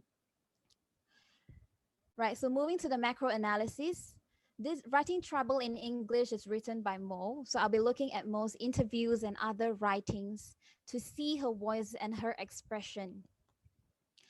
Now, this is one of her writings that she says, we were told that we were not good enough because of our culture was primitive, our food basic, and our clothes are ugly. We were brought up to believe that we were unsophisticated and unattractive in every modern sense. This is Mo's expression where she's talking about her childhood and her growing up as an Iban girl. Now, in this excerpt itself, we can see that how the Iban community, they are represented and how they are seen and recognized from people who are not of the Iban community. They are seen as a stranger, and where we have failed to recognize them. And that is mentioned by Sarah Ahmed in her book. And this is another interview in the Blue Lotus magazine where Mo exclaimed that there was no research work in the early stages, only a need to write the story because I could not stop thinking about it. And as what Marika Lee have also mentioned the same thing, that writing helps her to free her mind. Indigenous writing gives a lot of liberation for Indigenous writer, and in this research, Indigenous women to free themselves and liberate themselves from oppressions, and talking about the challenges and talking and just bringing themselves out and whatever that is in them. Right. Okay, I have 1 minute. All right, so this is also another excerpt from Writing Tribal in English. What Moe did in Iban Women is that she represents the practice of ngayap. So ngayap is a practice where a bachelor visits young women of marriageable age in her bed after everyone has gone to sleep. Now she corrects this picture, the image of the practice of ngayap in her writings by saying that, you know, there are people around these women when a man comes into, when a man proposes for marriage. And this is what writing does. What Mowe does in her writing is that she sets what has been misrepresented, and she sets a clear image and practice that, you know, this is who we are, and this is why this practice is practiced this way. And yeah, so moving on, there's another excerpt here, is what Mowe mentioned, that I can do what I do because the Iban culture allows some creative liberty. And she even have a word for if this, I'm not sure if I know how to mention this, nekebang. I'm so sorry if I mentioned it wrongly. But yeah, so it means that she says something that's very important here, is that this is the reason why I say you must be familiar with the indigenous group you're writing about, because only then will you know how far you can push the limits. She's free to write whatever she wants because she knows her culture best. Right, so my discussion and conclusion is that there is a person behind the writings. Yes, a writings can be just, a novel can be just a story on its surface, but there is a person behind a writing. There are a lot of emotions. There are lots of expressions that is of the inner self that is deeply connected with real life experiences. I think my time is up. All right, so I'm going to finish. And that's why like Mira, the scholars has mentioned here, is that home is something that is carried with us everywhere. Like a shell of turtle, home is at the center of our lives. It is about people, land, culture, what we dream. Now, indigenous feminism has its meaning of its own. They are concealed from the lens of non-indigenous community. And that is why, as non-indigenous people, as people who are different from another, we should allow each other to speak up and to express themselves, to create room to accept one another. Yeah, so I'll end here, and thank you so much. Fantastic. Thank you so much, Rebekah. Well done. And thank you for giving us such a, descriptive analysis, okay, of the work. Do we have any questions for our past four speakers for this final sessions? I do believe that Dr. Selena has been replying at some of the questions by Chris, so thank you for that. Anyone else?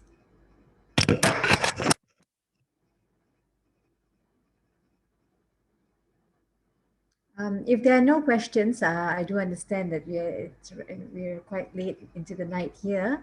I'll hand the session back over to Chris.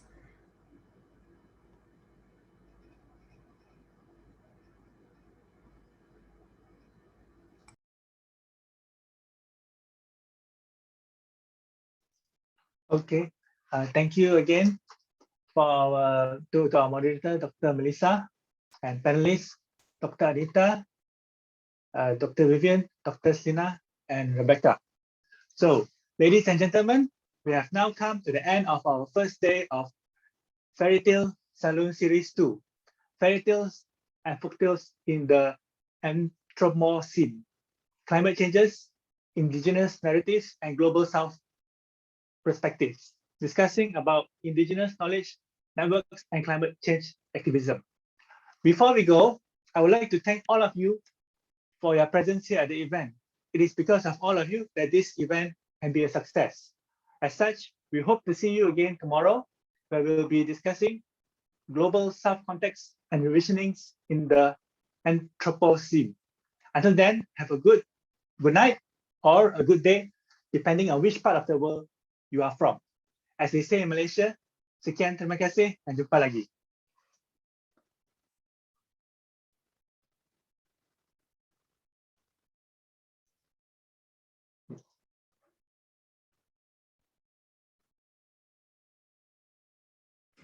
Thanks to all the presenters for a brilliant session. Thank you so much to the keynotes, Dr. Colin, Shaq, Koyok.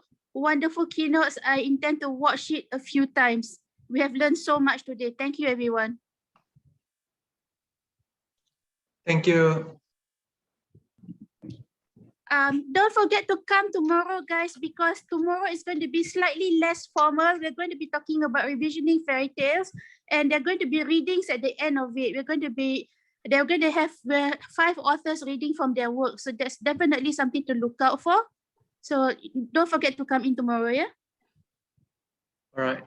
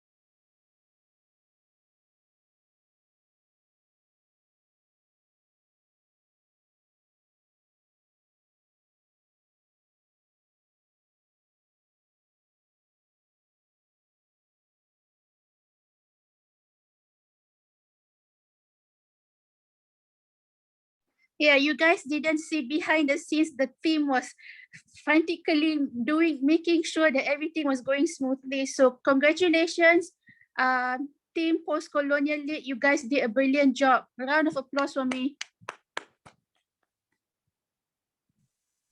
Thank you, Doctor. Thank you. Yeah. Thank you, Doctor. Thank you, Doctor. Happy life. Yeah, you Thank guys you, are Doctor. amazing. Thank Good you. job, Yeah. everyone. Doctor, Okay, I'll shall we? stop the recording. Yeah, shall I stop the FB Live thing now? Yes, Yeah, please. yeah. Alrighty. Goodbye, Facebook.